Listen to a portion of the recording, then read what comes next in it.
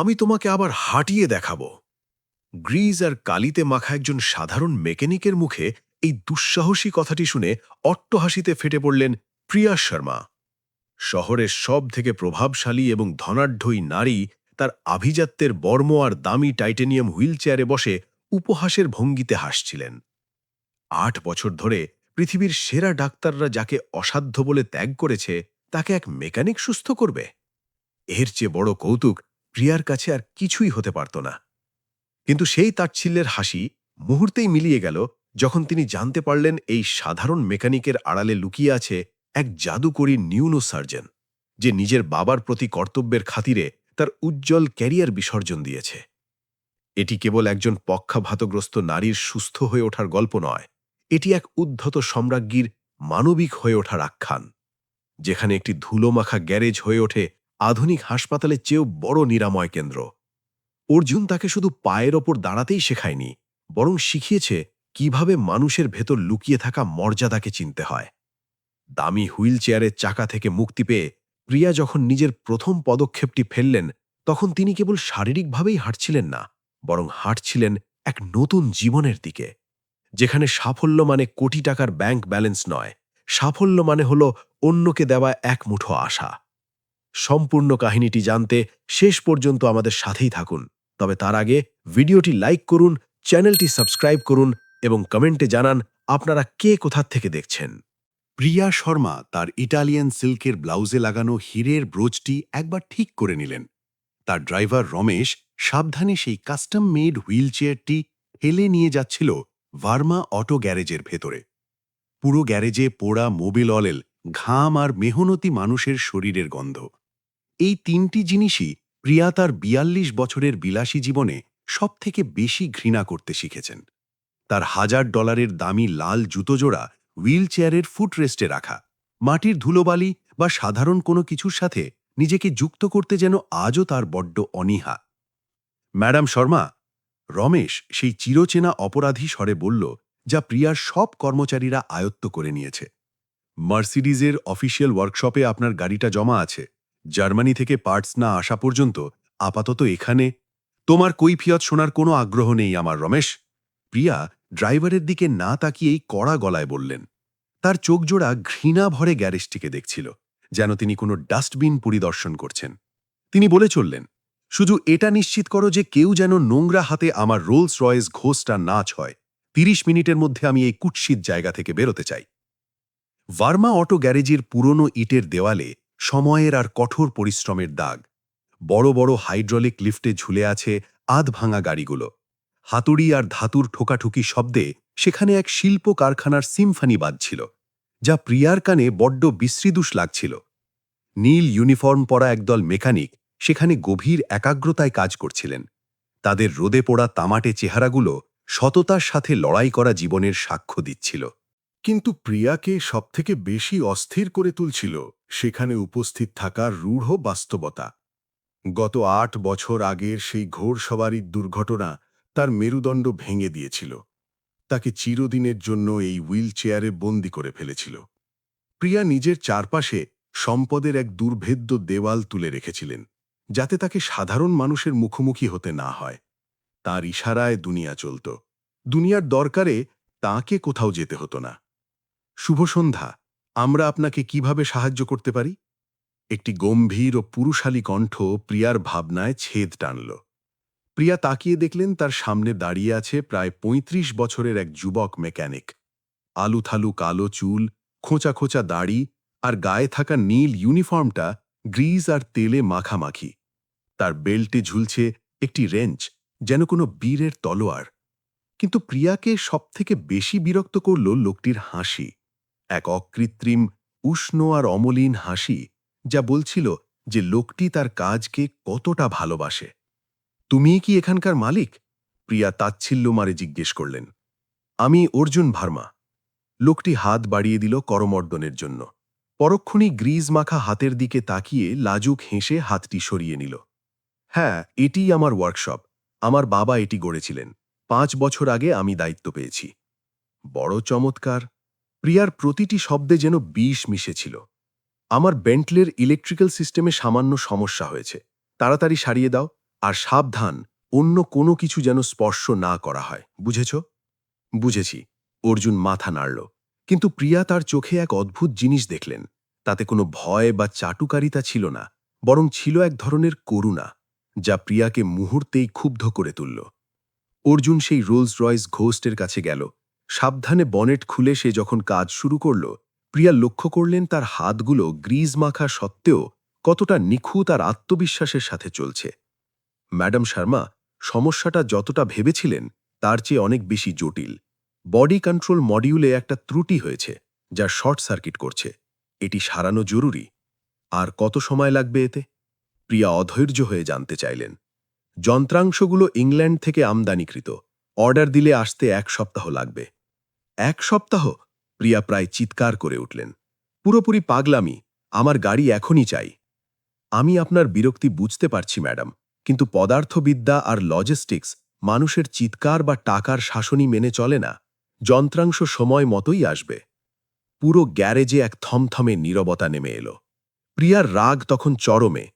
তোমার সাহস হয় কি করে আমার মুখে মুখে কথা বলার? তুমি জানো আমি কে? হ্যাঁ, জানি। অর্জুনের এই শান্ত জবাব যেন কোনো চিৎকারের চেয়েও বেশি বিধ্বংসী ছিল। আপনি প্রিয়া শর্মা, শর্মা ফার্মাসিউটিক্যালসের উত্তরাধিকারী, দেশের সবথেকে ধনী নারীদের একজন। আপনি সম্ভবত সেই মানুষ যিনি কোনোদিন শেখেননি যে সম্মান টাকা দিয়ে কেনা যায় না। 8 বছরেই কেউ প্রিয়ার মুখের ওপর এভাবে কথা বলেনি। সম্পদের প্রাচুর্য তাকে এক মেকি দুনিয়ায় আটকে রেখেছিল। প্রিয়া রাগে কাঁপতে কাঁপতে বললেন, আমি তোমাকে বরবাদ করে দেব। তোমার এই গ্যারেজ ভেঙে গুড়িয়ে দেব আমি। আপনি চেষ্টা করে দেখতে পারেন, অর্জুন কাঁধ ঝাঁকিয়ে নির্বিকারভাবে বলল। তবে তাতে আপনার গাড়ির পার্টস কালকের আগে আসবে না। হঠাৎ প্রিয়ার নজর গেল গ্যারেজের পেছনের দেয়ালে। সেখানে অনেকগুলো ফ্রেম করা ডিগ্রি ঝুলছে। তার মধ্যে একটিতে কোনো নামী বিশ্ববিদ্যালয়ের সিলমোহর দেখা যাচ্ছিল। দেয়ালের ওগুলো কি? কৌতূহলবশত প্রিয়া জিজ্ঞেস করলেন। অর্জুন সেদিকে তাকিয়ে ম্লান হেসে বলল, অন্য কোনো জীবনের স্মৃতি। এই রহস্যময় কথাটি প্রিয়াকে আরও বিভ্রান্ত করে দিল। ঠিক সেই মুহূর্তেই এক অভাবনীয় কাণ্ড ঘটল। প্রিয়া রাগে নিজের হুইলচেয়ারটি ঘোরানোর চেষ্টা করতেই মেঝের এক অসম জায়গায় চাকাটি ধাক্কা খেল। হুইলচেয়ারটি বিপজ্জনকভাবে একদিকে কাত হয়ে পড়ে যেতে লাগল। প্রিয়া আতঙ্কে চিৎকার করে উঠলেন। কিন্তু মাটিতে পড়ার আগেই অর্জুন বাজ পাখির মতো ক্ষিপ্রতায় তাকে ধরে ফেলল। এটি কোনো সাধারণ ধরা ছিল না। অর্জুন তার হাতের চাপ প্রিয়ার পিঠের এমন কিছু নির্দিষ্ট পয়েন্টে দিল, যা প্রিয়াকে মুহূর্তের জন্য স্তম্ভিত করে দিল। 8 বছর পর তিনি তার শরীরে কিছু একটা অনুভব করলেন। ব্যথা নয়, শূন্যতাও নয়, বরং এক জীবন্ত অনুভূতি। আপনি কি ঠিক আছেন? অর্জুন তাকে চেয়ারে স্থির করে বসিয়ে জিজ্ঞেস করল। প্রিয়া কথা বলতে পারছিলেন না। তিনি এইমাত্র ঘটা ঘটনাটি বিশ্বাস করতে পারছিলেন না। ডাক্তাররা তো বলেছিলেন তার মেরুদণ্ডের চোট চিরস্থায়ী, তিনি কোনোদিন আর কিছু অনুভব করতে পারবেন না। কিন্তু তবে এই সেন্সেশনটা কি ছিল? তুমি কি করলে? প্রিয়া ফিসফিস করে জিজ্ঞেস করলেন। তার কণ্ঠ কাঁপছিল। আমি স্রেফ আপনাকে পড়ে যাওয়া থেকে বাঁচালাম। না! প্রিয়া খপ করে অর্জুনের হাত চেপে ধরলেন। তুমি ঠিক কিভাবে ধরলে? কোথায় চাপ দিয়েছিলে তুমি? অর্জুন কিছুটা ইতস্তত করে বলল, আমি আপনার মিড ব্যাককে সাপোর্ট দিয়ে নির্দিষ্ট প্রেশার পয়েন্টে ওজন ডিস্ট্রিবিউট করেছিলাম। এটা চোট প্রতিরোধের সাধারণ কৌশল। মিথ্যে। প্রিয়া স্পষ্ট বুঝতে পারছিলেন এই লোকটি সত্য লুকাচ্ছে। আমি কিছু অনুভব করেছি অর্জুন। যখন তুমি আমাকে ধরলে, আমি আমার পিঠে অনুভূতি পেয়েছি। অর্জুন দীর্ঘক্ষণ প্রিয়ার চোখের দিকে তাকিয়ে রইল, যেন সে মনে মনে কোনো কঠিন সিদ্ধান্ত নিচ্ছিল। ম্যাডাম শর্মা, আপনার চোটের পর ডাক্তাররা কি অবশিষ্ট নিউরোলজিক্যাল ফাংশন পরীক্ষা করেছিলেন? টেকনিক্যাল শব্দগুলো শুনে প্রিয়া চমকে উঠলেন। একজন মেকানিক কিভাবে এসব জানবে? প্রিয়া উত্তর দিলেন, সব টেস্ট করা হয়েছে, এমআরআই, ইএমজি, সব রিপোর্ট বলছে আমার চোট কমপ্লিট, কোনো আশাই নেই। অর্জুন ধীর পায়ে প্রিয়ার সামনে এলো এবং সেই তেল চিটচিটে মেঝের ওপরেই হাঁটু গেড়ে বসে পড়ল। ম্যাডাম শর্মা, সে এক গভীর গাম্ভীর্যের সাথে বলল, যা তার মেকানিক সত্তার সাথে একেবারেই যায় না। আমি আপনাকে এমন কিছু বলতে যাচ্ছি যা শুনে আপনি আমাকে পাগল মনে করতে পারেন। আপনি হাসতে পারেন, আমাকে বরবাদ করার হুমকি দিতে পারেন, কিন্তু সত্যিটা হল। অর্জুন গভীরভাবে থামল। প্রিয়ার হৃৎপিণ্ড তখন থমকে যাওয়ার উপক্রম। আমি আপনাকে আবার হাঁটিয়ে দেখাব। গ্যারেজের ভেতরে নিস্তব্ধতা এতটাই গাঢ় ছিল যে ফ্লোরেসেন্ট লাইটের গুনগুন শব্দও শোনা যাচ্ছিল। কিছুক্ষণ স্তব্ধ থেকে প্রিয়া এক অট্টহাসিতে ফেটে পড়লেন। এ হাসি আনন্দের নয়, এ হাসি অবিশ্বাসের। তুমি? প্রিয়া হাসতে হাসতে খুব কষ্টে বললেন, এক সামান্য মেকানিক হয়ে তুমি সেটা করবে, যা হার্ভার্ড আর জন হপকিন্সের ডাক্তাররা পারেননি? অর্জুন এক চুল নড়ল না। সে শুধু প্রিয়াকে দেখে যাচ্ছিল। গ্যারেজের অন্য মেকানিকরা কাজ থামিয়ে দিয়েছে। তাদের চোখে কোনো উপহাস ছিল না, ছিল গভীর এক শ্রদ্ধা। রমেশ, চলো এখান থেকে। আজকের জন্য অনেক বিনোদন হয়েছে। আমি এটি প্রমাণ করতে পারি। কিভাবে? আপনার মেরুদণ্ডে এখনও নিউরোলজিক্যাল অ্যাক্টিভিটি বেঁচে আছে। আমি এখনই তা প্রমাণ করতে পারি। এই নির্ভীক দাবি প্রিয়াকে নির্বাক করে দিল। তিনি নিষ্ঠুর হাসিতে বললেন, ঠিক আছে, তোমাকে 5 মিনিট সময় দিলাম, আর যদি তুমি ব্যর্থ হও তবে আমি তোমার জীবন নরক বানিয়ে দেব। অর্জুন চেয়ারের পেছনে গিয়ে প্রিয়ার পিঠের সুনির্দিষ্ট পয়েন্টে হাত রাখল। আমি আপনার মেরুদণ্ডের কিছু পয়েন্টে চাপ দেব। সামান্য কিছু অনুভব হলেও আমাকে জানাবেন। কিছুই অনুভব হবে না, প্রিয়া দৃঢ়কণ্ঠে বললেন। কিন্তু অর্জুন যখন পিঠের এক নির্দিষ্ট অংশে চাপ দিল, হঠাৎ প্রিয়ার সারা শরীরে শিহরণ খেলে গেল। এটি স্পর্শ ছিল না, এটি ছিল এক অদ্ভুত গুঞ্জনের মতো, যেন এক পরিত্যক্ত পুরো বাড়িতে কেউ হঠাৎ আঘাত করেছে। অনুভব করেছেন? অর্জুনের কণ্ঠ এখন একজন দক্ষ চিকিৎসকের মতো ক্লিনিক্যাল। আমি জানি না আমি কি অনুভব করলাম। প্রিয়া তোতলামি করছিলেন। অর্জুন আরও কিছু কৌশল প্রয়োগ করল। আমি নিউরোমাস্কুলার প্রোপ্রিওসেপ্টিভ ফ্যাসিলিটেশন পদ্ধতি ব্যবহার করছি। এই কঠিন চিকিৎসা পরিভাষাগুলো অর্জুনের মুখে শুনে প্রিয়ার মাথা ঘুরতে শুরু করল। পরীক্ষা শেষে অর্জুন সামনে এসে দাঁড়াল। ম্যাডাম শর্মা, আপনার চোট ততটা গভীর নয় যতটা ডাক্তাররা বলেছিলেন। আপনার ভেতরে এখনও প্রাণ আছে। সঠিক পুনর্বাসনের মাধ্যমে আপনার আংশিক সুস্থ হওয়ার সম্ভাবনা আছে। কিন্তু এটি হবে আপনার জীবনের সবথেকে কঠিন লড়াই। প্রিয়া ফিসফিস করে জিজ্ঞেস করলেন, তুমি কে? অর্জুন তার নোংরা হাতে একটা কাপড় মুছতে মুছতে বলল, আমারও কিছু পুরনো গল্প আছে ম্যাডাম, যা আজ থাক। এখন বলুন, আপনি কি এখনও আমার জীবন বরবাদ করতে চান? প্রিয়া উত্তর দিতে পারলেন না। 8 বছরে এই প্রথম তার কোনো দম্ভ কাজ করছে না। যে মেকানিককে তিনি ঘৃণা ভরে তুচ্ছ জ্ঞান করেছিলেন, সেই তাকে এমন এক আশার আলো দেখালো যা ছিল কল্পনাতীত। কেন? প্রিয়া সবশেষে জিজ্ঞেস করলেন। আমি তোমার সাথে এত বাজে ব্যবহার করার পরেও কেন তুমি আমাকে সাহায্য করতে চাও? অর্জুন মৃদু হেসে বলল, কারণ আপনার মতো আমি মানুষের বিচার তাদের ব্যাংক ব্যালেন্স দিয়ে করি না। আমি মানুষের বিচার করি তাদের বদলে যাওয়ার ক্ষমতা দিয়ে। শব্দগুলো গ্যারেজের বাতাসে প্রতিধ্বনিত হতে লাগল। প্রিয়া বুঝতে পারলেন তার জীবন আর আগের মতো নেই।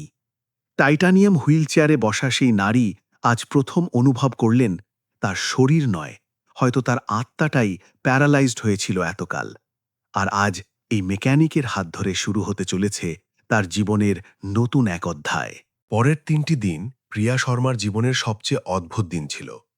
গ্যারেজে সেই অভাবনীয় সাক্ষাতের পর তিনি পুরোপুরি নিস্তব্ধতায় নিজের প্রাসাদে ফিরে এসেছিলেন।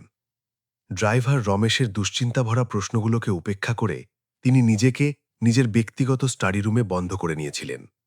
এটি এমন একটি ঘর যার উঁচু ছাদ এবং প্যানোরামিক ভিউওয়ালা জানালা দিয়ে পুরো শহরটা দেখা যেত।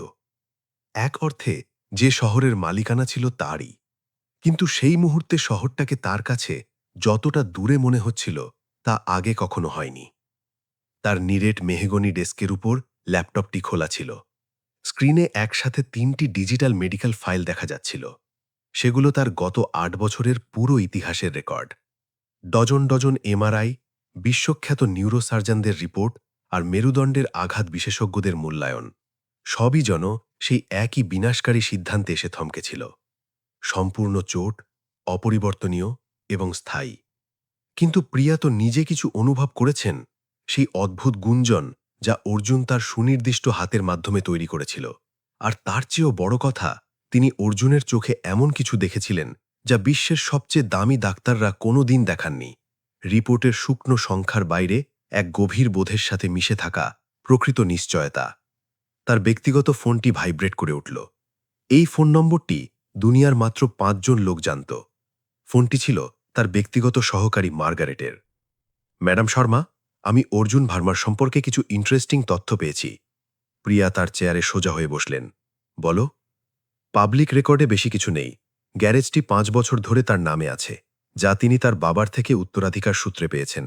কিন্তু আমি পুরনো খবরের কাগজের ফাইলে কিছু পেয়েছি। 10 বছর আগে সেন্ট্রাল ইউনিভার্সিটি হাসপাতালে একজন ডক্টর অর্জুন ভার্মা ছিলেন। তিনি নিউরোসার্জারি রেসিডেন্ট ছিলেন। আমার পাওয়া নোট অনুযায়ী তিনি ছিলেন সেই সময়ের অন্যতম মেধাবী ছাত্র। প্রিয়ার হৃদয় দ্রুত ধরফর করতে লাগল। আর তারপর তিনি রহস্যময়ভাবে গায়েব হয়ে গেলেন।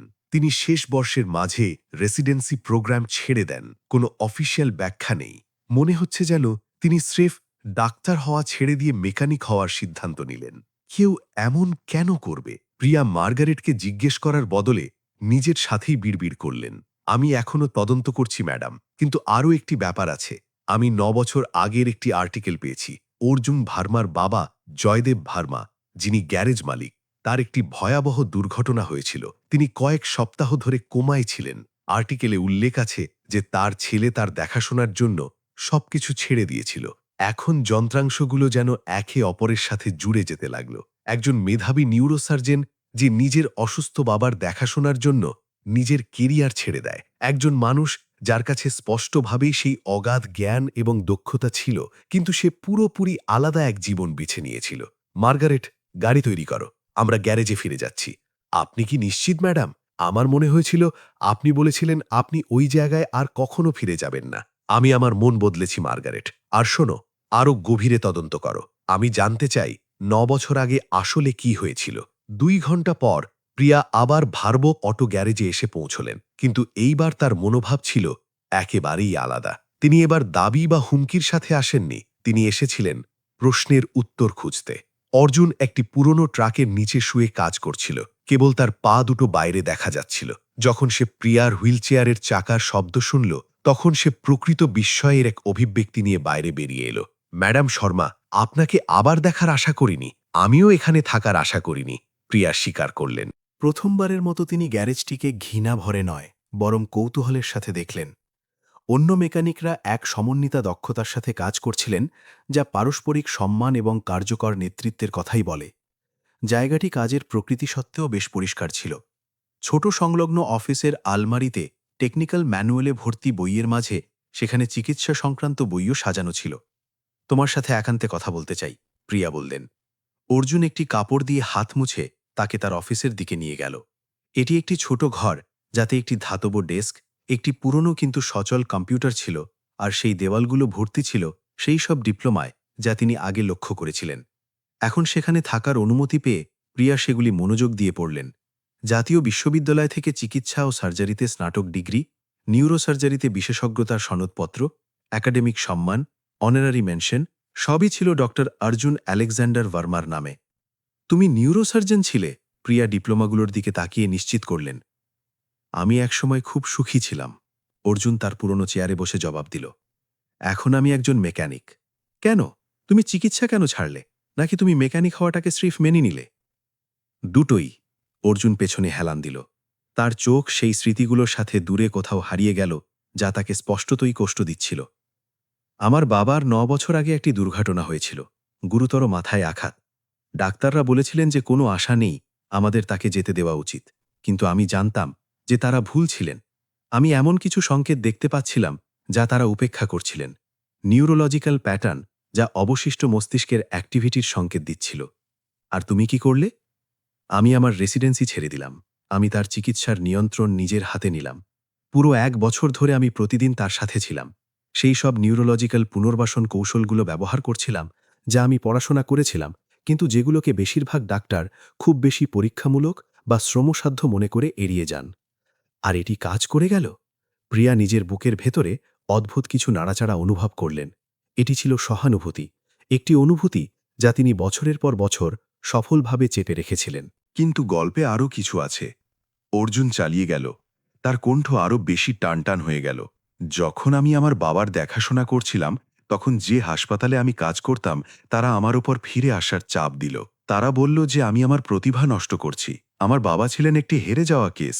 যখন আমি মানা করে দিলাম, যখন আমি জেদ করলাম যে যেখানে তারা কিছু দেখতে পাচ্ছিলেন না সেখানে আশা আছে, তখন তারা আমার পেশাদার সক্ষমতা নিয়ে তদন্ত শুরু করল। তারা তোমার লাইসেন্স কেড়ে নিল।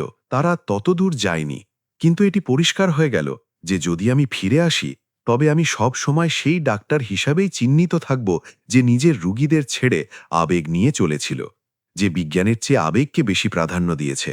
আমার ক্যারিয়ার শুরু হওয়ার আগেই আমার সুনাম নষ্ট হয়ে গিয়েছিল, তাই আমি আর ফিরে না আসার সিদ্ধান্ত নিলাম।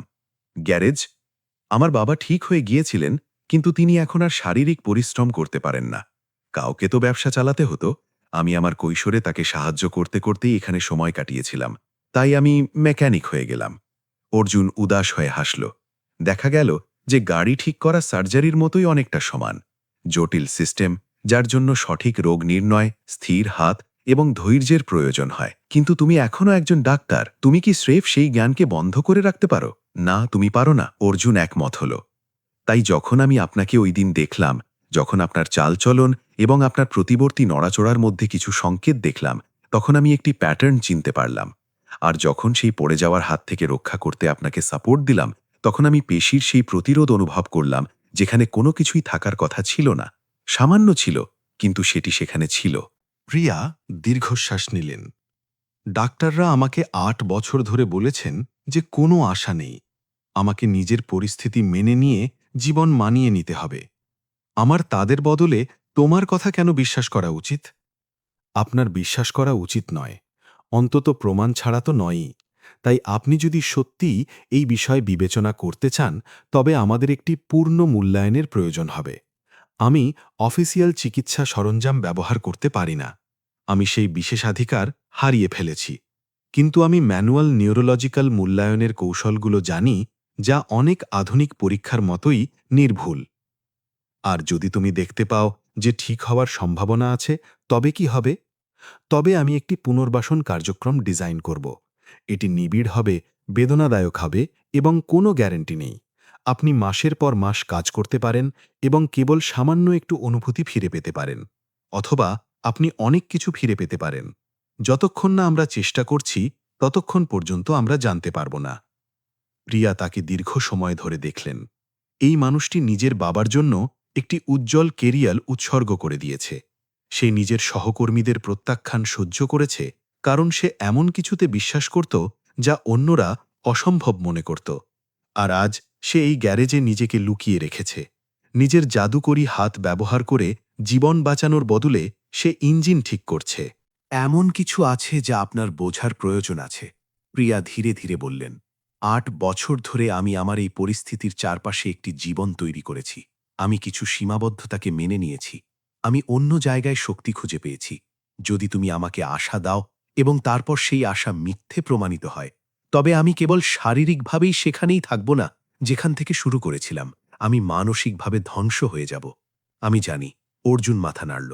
আশা হল মেরুদণ্ডের চোটপ্রাপ্ত যে কোনো ব্যক্তির জন্য সবচেয়ে বিপজ্জনক আবেগ। এই কারণেই আমি অলৌকিক কিছুর প্রতিশ্রুতি দিই না। আমি কেবল সততা এবং আমার সর্বোচ্চ চেষ্টার প্রতিশ্রুতি দিই।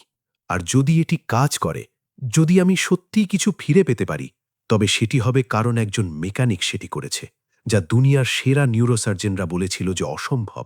তুমি কি বোঝো যে আমার জন্য সেটি কতটা অপমানজনক হবে?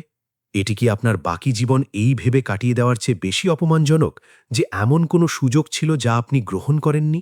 অর্জুন ধীরে করে জিজ্ঞেস করল। প্রশ্নটি প্রিয়াকে একটি ঘুষির মতো আঘাত করল। সে একদম ঠিক ছিল। ঠিক আছে, তিনি অবশেষে বললেন, এটি করো, আমার মূল্যায়ন করো। আর যদি তুমি বাস্তব কিছু খুঁজে পাও, কিছু যাই পাগলামিকে সঠিক প্রমাণ করে, তবে আমি তোমার পুনর্বাসন কার্যক্রম বিবেচনা করব। অর্জুন মাথা নাড়ল এবং উঠে দাঁড়াল। আমার প্রায় ২ ঘন্টা সময় লাগবে। আপনি কি থাকতে পারবেন? প্রিয়া তার লিমিটেড এডিশন কার্টিয়ার ঘড়ি দেখলেন।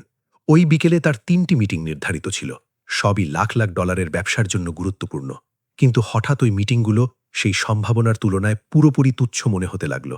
তা সেটি যতই ক্ষীণ হোক না কেন, যা তিনি চিরতরের জন্য হারিয়ে গেছে বলে মেনে নিয়েছিলেন, তা ফিরে পাওয়ার এক অদৃশ্য হাতছানি। সবকিছু বাতিল করে দাও, তিনি ফোনে রমেশকে বললেন। আমি ততক্ষণ এখানেই থাকব যতক্ষণ প্রয়োজন। অর্জুন প্রস্তুতি নিচ্ছিল। সে প্রিয়ার চেয়ারকে গ্যারেজের একটি ব্যক্তিগত জায়গায় নিয়ে গেল এবং গোপনীয়তার জন্য জানালাগুলো ঢেকে দিল। প্রিয়া তার নড়াচড়া দেখছিলেন। সেগুলো নিখুঁত ছিল, পেশাদার। এমন কোনো ব্যক্তির নড়াচড়া যে এটি ১০০০ বার করেছে। সে মেকানিক সেজে অভিনয় করা কোনো ডাক্তার ছিল না, সে ছিল মেকানিকের পোশাকে একজন আস্ত ডাক্তার। আমার আপনার আস্থার প্রয়োজন হবে, অর্জুন বলল যখন সে প্রস্তুত ছিল। এই মূল্যায়নগুলোর মধ্যে কিছু অস্বস্তিকর হতে পারে। আপনি যদি কোনো সময় থামতে চান তবে শুধু বলে দেবেন। আমি থামব না, প্রিয়া দৃঢ় সংকল্পের সাথে জবাব দিলেন। যা করার করো। আর এভাবে প্রিয়া তার অভিজ্ঞতার সবচেয়ে অসাধারণ সেশনগুলোর একটি শুরু করলেন। পরের 2 ঘন্টা ধরে অর্জুন একটি নিউরোলজিক্যাল মূল্যায়ন করল, যা অভিজাত হাসপাতালে দেখা যে কোনো কিছুর সাথে পাল্লা দেওয়ার মতো ছিল। সে নিজের হাতকে রোগ নির্ণয়কারী সরঞ্জাম হিসেবে ব্যবহার করল, নির্দিষ্ট পয়েন্টে চাপ দিল, রিফ্লেক্স তৈরি করল, সূক্ষ্ম পেশির প্রতিক্রিয়া মূল্যায়ন করল, এবং ধীরে ধীরে সুশৃঙ্খলভাবে সে তা খুঁজে পেল যা সে খুঁজছিল। এখানে অর্জুন তার নিচের মেরুদণ্ডের একটি নির্দিষ্ট পয়েন্টে চাপ দিল। আপনি কি এটি অনুভব করছেন? হ্যাঁ, প্রিয়া ফিসফিস করলেন, তার চোখে জল আসছিল।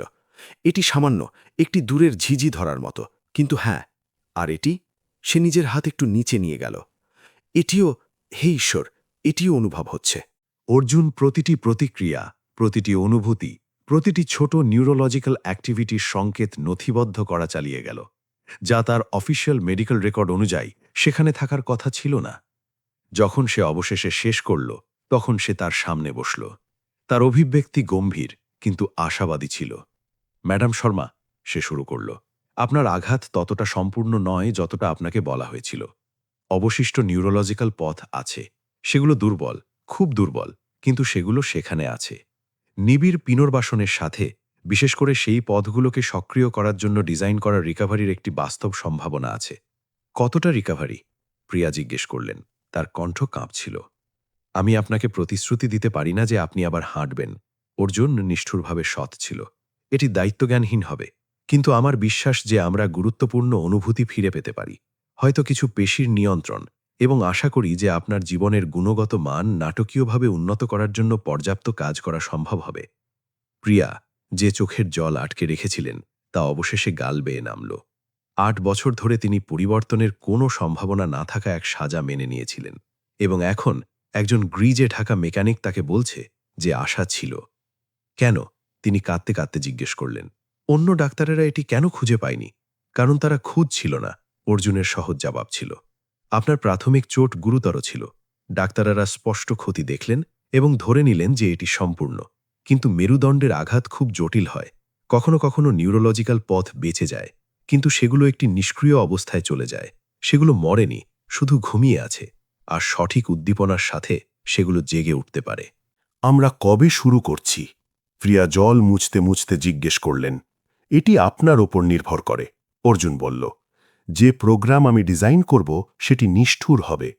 প্রতিদিন 3 থেকে 4 ঘন্টার সেশন, বেদনাদায়ক ব্যায়াম, ধীর এবং হতাশাজনক অগ্রগতি।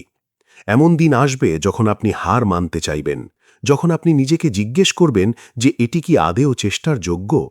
আমি হার মানব না, প্রিয়া এক ভয়ঙ্কর দৃঢ়তার সাথে নিশ্চিত করলেন, যা তাকে নিজেও অবাক করে দিল। আমি এই চেয়ারে 8 বছর টিকে আছি, এখান থেকে বেরোনোর জন্য যা কিছু প্রয়োজন তা সহ্য করতে পারি। অর্জুন হাসল, এবং প্রথমবারের মতো প্রিয়া তার চোখে প্রকৃত এক অনুমোদন দেখলেন। ভালো, কারণ আমাদের ওই দৃঢ় সংকল্পের প্রয়োজন হবে। আমরা কাল শুরু করছি। যদি আপনি প্রস্তুত থাকেন, আমি প্রস্তুত, প্রিয়া প্রতিশ্রুতি দিলেন। সেই রাতে যখন রমেশ তাকে তার প্রাসাদে ফিরিয়ে নিয়ে যাচ্ছিল, প্রিয়া জানালা দিয়ে সেই চেনা শহরটিকে দেখলেন, যাকে তিনি খুব ভালো করে চিনতেন। কিন্তু শহরটিকে হঠাৎ পুরোপুরি আলাদা মনে হচ্ছিল। দুনিয়া বদলায়নি, তিনি নিজে বদলে গেছেন। 8 বছর ধরে তিনি নিজের অক্ষমতাকে বর্ম এবং অস্ত্র হিসেবে ব্যবহার করেছিলেন, নিজেকে আলাদা করে রাখার বাহানা হিসেবে, নিজের নিষ্ঠুরতাকে সঠিক প্রমাণ করার জন্য, সবাইকে দূরে রাখার জন্য। কিন্তু এই মেকানিক, যার হাতে জাদুকরী ছোঁয়া এবং একটি গোপন অতীত আছে, সে তাকে যে কোনো হুমকির চেয়ে বেশি বিপজ্জনক জিনিসের প্রস্তাব দিয়েছে, সম্ভাবনা। আর প্রিয়া শর্মা সেই মহিলা যে পুরো সাম্রাজ্য নিয়ন্ত্রণ করতেন কিন্তু নিজের শরীর নিয়ন্ত্রণ করতে পারতেন না, এখন এক বিনাশকারী সত্যের মুখোমুখি হতে যাচ্ছিলেন। কারণ হাঁটতে পারার ক্ষমতা ফিরে পাওয়ার মানে হল সেই সব কারণের মুখোমুখি হওয়া যেগুলোর কারণে তিনি প্রথমবার চেষ্টা করা ছেড়ে দিয়েছিলেন। পরের দিনের ভোরে প্রিয়াকে জেগে থাকতে দেখা গেল। তিনি ঘুমননি, তিনি পুরো রাত নিজের ঘরের সিলিংয়ের দিকে তাকিয়ে কাটিয়েছিলেন। যা কিছু শুরু হতে চলেছে তা নিয়ে ভাবছিলেন। সকাল 6টায় যখন তার ব্যক্তিগত নার্স রোজা, যে 3 বছর ধরে তার সাথে ছিল, সাধারণ রুটিনের জন্য ভেতরে এলো, তখন প্রিয়া আগে থেকেই খেলার পোশাকে প্রস্তুত ছিলেন, যা তিনি বিশেষভাবে এই সুযোগের জন্যেই অর্ডার করেছিলেন। ম্যাডাম শর্মা? রোজা প্রকৃতপক্ষেই অবাক হয়ে তাকিয়েছিল। আপনি কি এত ভোরে বাইরে যাচ্ছেন? আমি গ্যারাজে যাচ্ছি, প্রিয়া সুনির্দিষ্ট নড়াচড়ার সাথে নিজের হাতে ক্রিম লাগাতে লাগাতে জবাব দিলেন। আর রোজা, আমার ব্যায়ামের ঘরটা তৈরি করা দরকার। এখন সেটির একটি আলাদা ব্যবহার হতে চলেছে। প্রিয়ার প্রাসাদে ব্যায়ামের ঘরটি 200 বর্গমিটারের একটি বিশাল জায়গা ছিল, যা দেশের সেরা ফিজিওথেরাপিস্ট দ্বারা ডিজাইন করা হয়েছিল। কিন্তু 6 মাসের হতাশাজনক প্রচেষ্টার পর তা ছেড়ে দেওয়া হয়। এতে থাকা অত্যাধুনিক সরঞ্জামগুলো এখন চাদর দিয়ে ঢাকা ছিল। আপনি কি নিশ্চিত? রোজা ধীরে করে জিজ্ঞেস করল। সে সেই 6টি বিনাশকারী মাসের সাক্ষী ছিল, যখন প্রিয়া প্রতিটি প্রচলিত চিকিৎসার চেষ্টা করেছিলেন এবং সব বিফল হয়েছিল।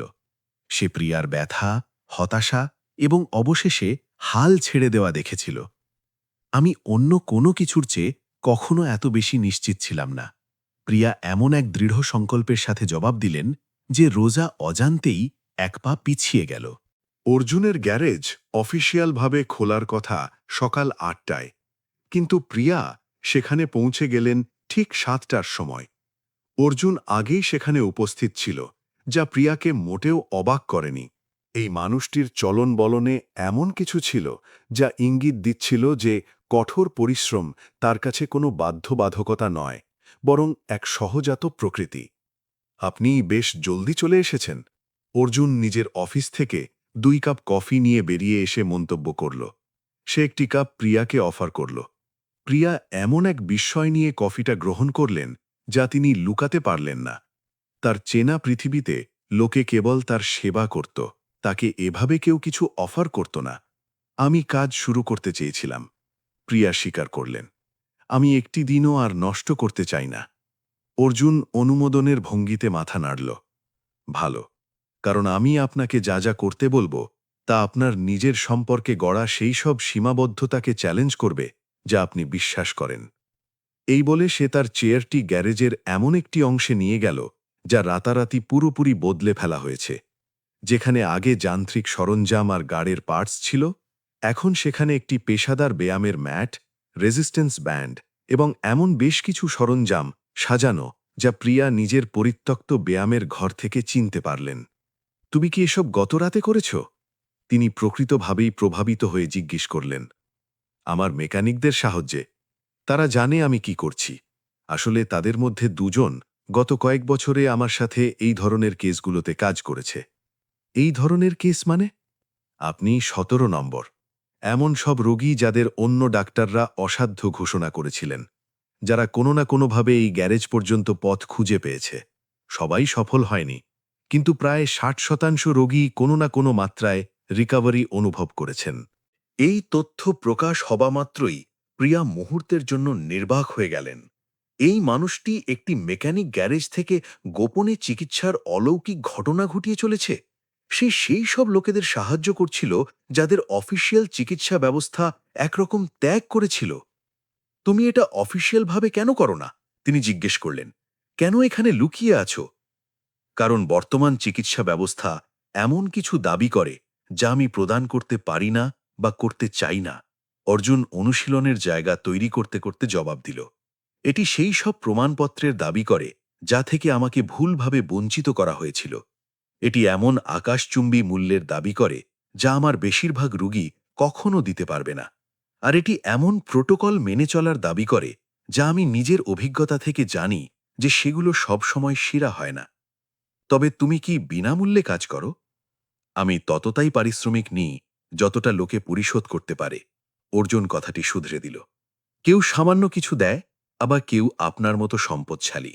আপনি যদি আমাকে অর্থ দেওয়ার সিদ্ধান্ত নেন, তবে সেই টাকা সরাসরি একটি ফান্ডে চলে যায় যা অন্য অভাবী রোগীদের সাহায্য করে। প্রিয়া সেই তথ্যটি মনে মনে প্রসেস করলেন।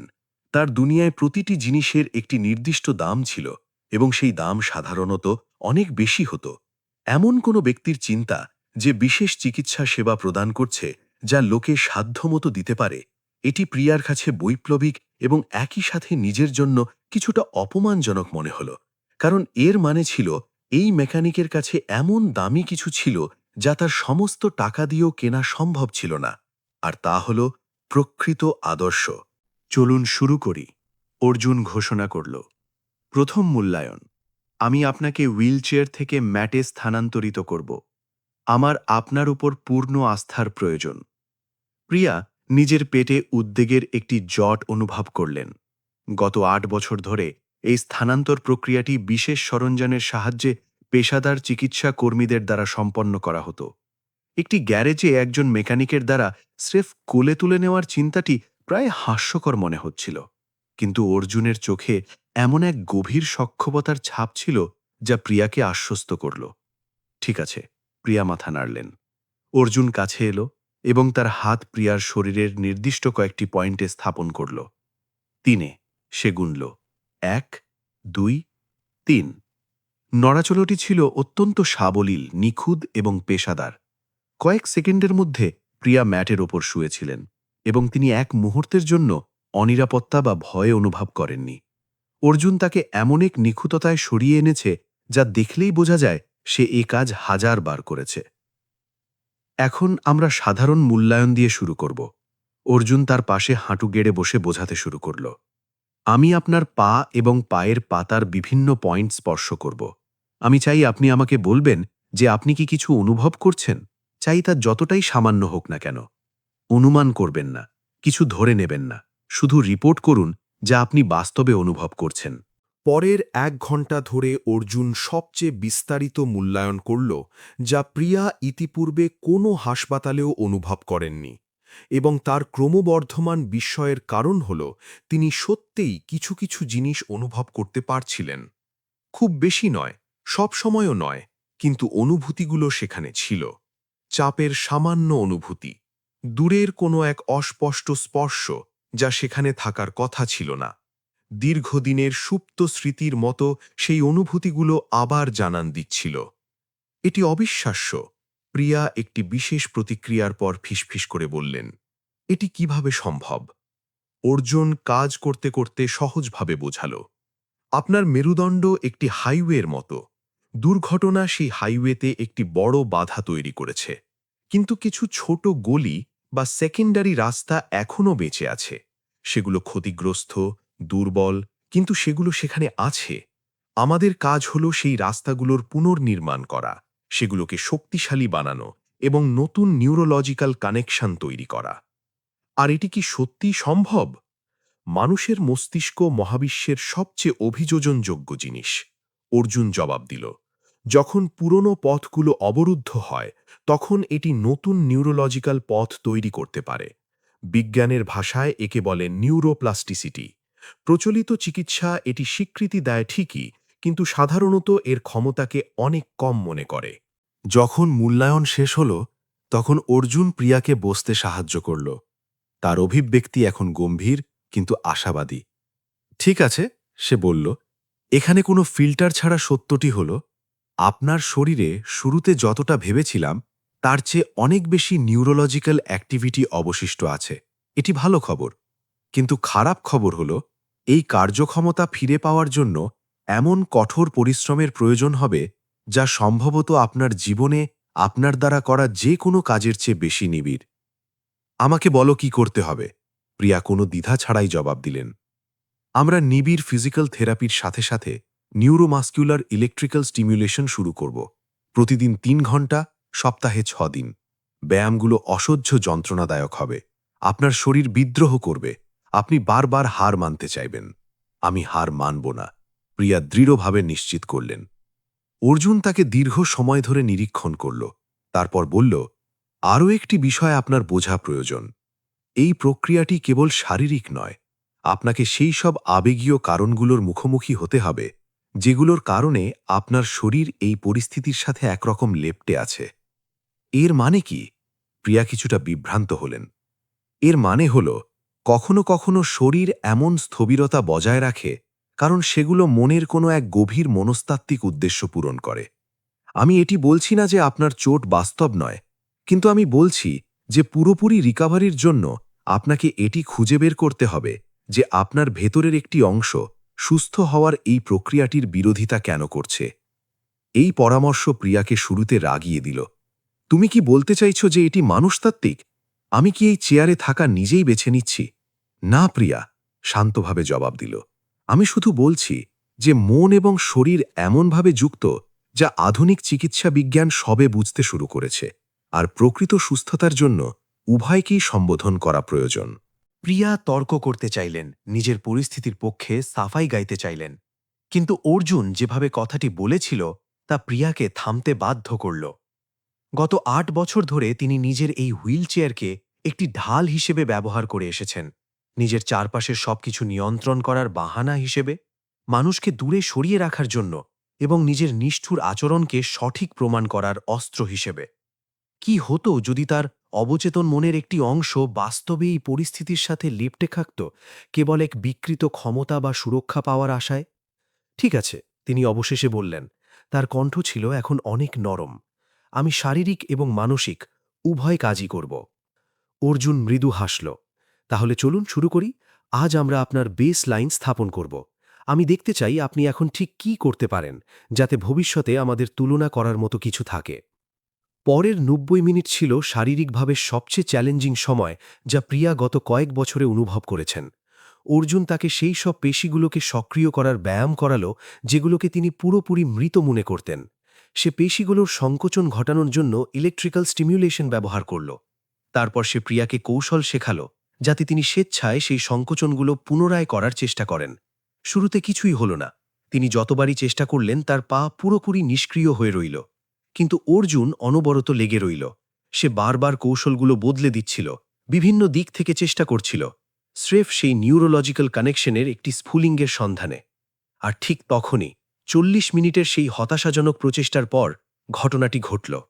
প্রিয়া তার সমস্ত একাগ্রতা নিয়ে নিজের ডান পায়ের আঙুলের ওপর মনোযোগ দিচ্ছিলেন, ঠিক যেমনটি অর্জুন নির্দেশ দিয়েছিল। সেটিকে নড়ানোর আপ্রাণ চেষ্টা করছিলেন। দুর্ঘটনার পর প্রথম কয়েক বছর তিনি হাজারবার এটি চেষ্টা করেছিলেন, সব সময় কোনো ফল ছাড়াই।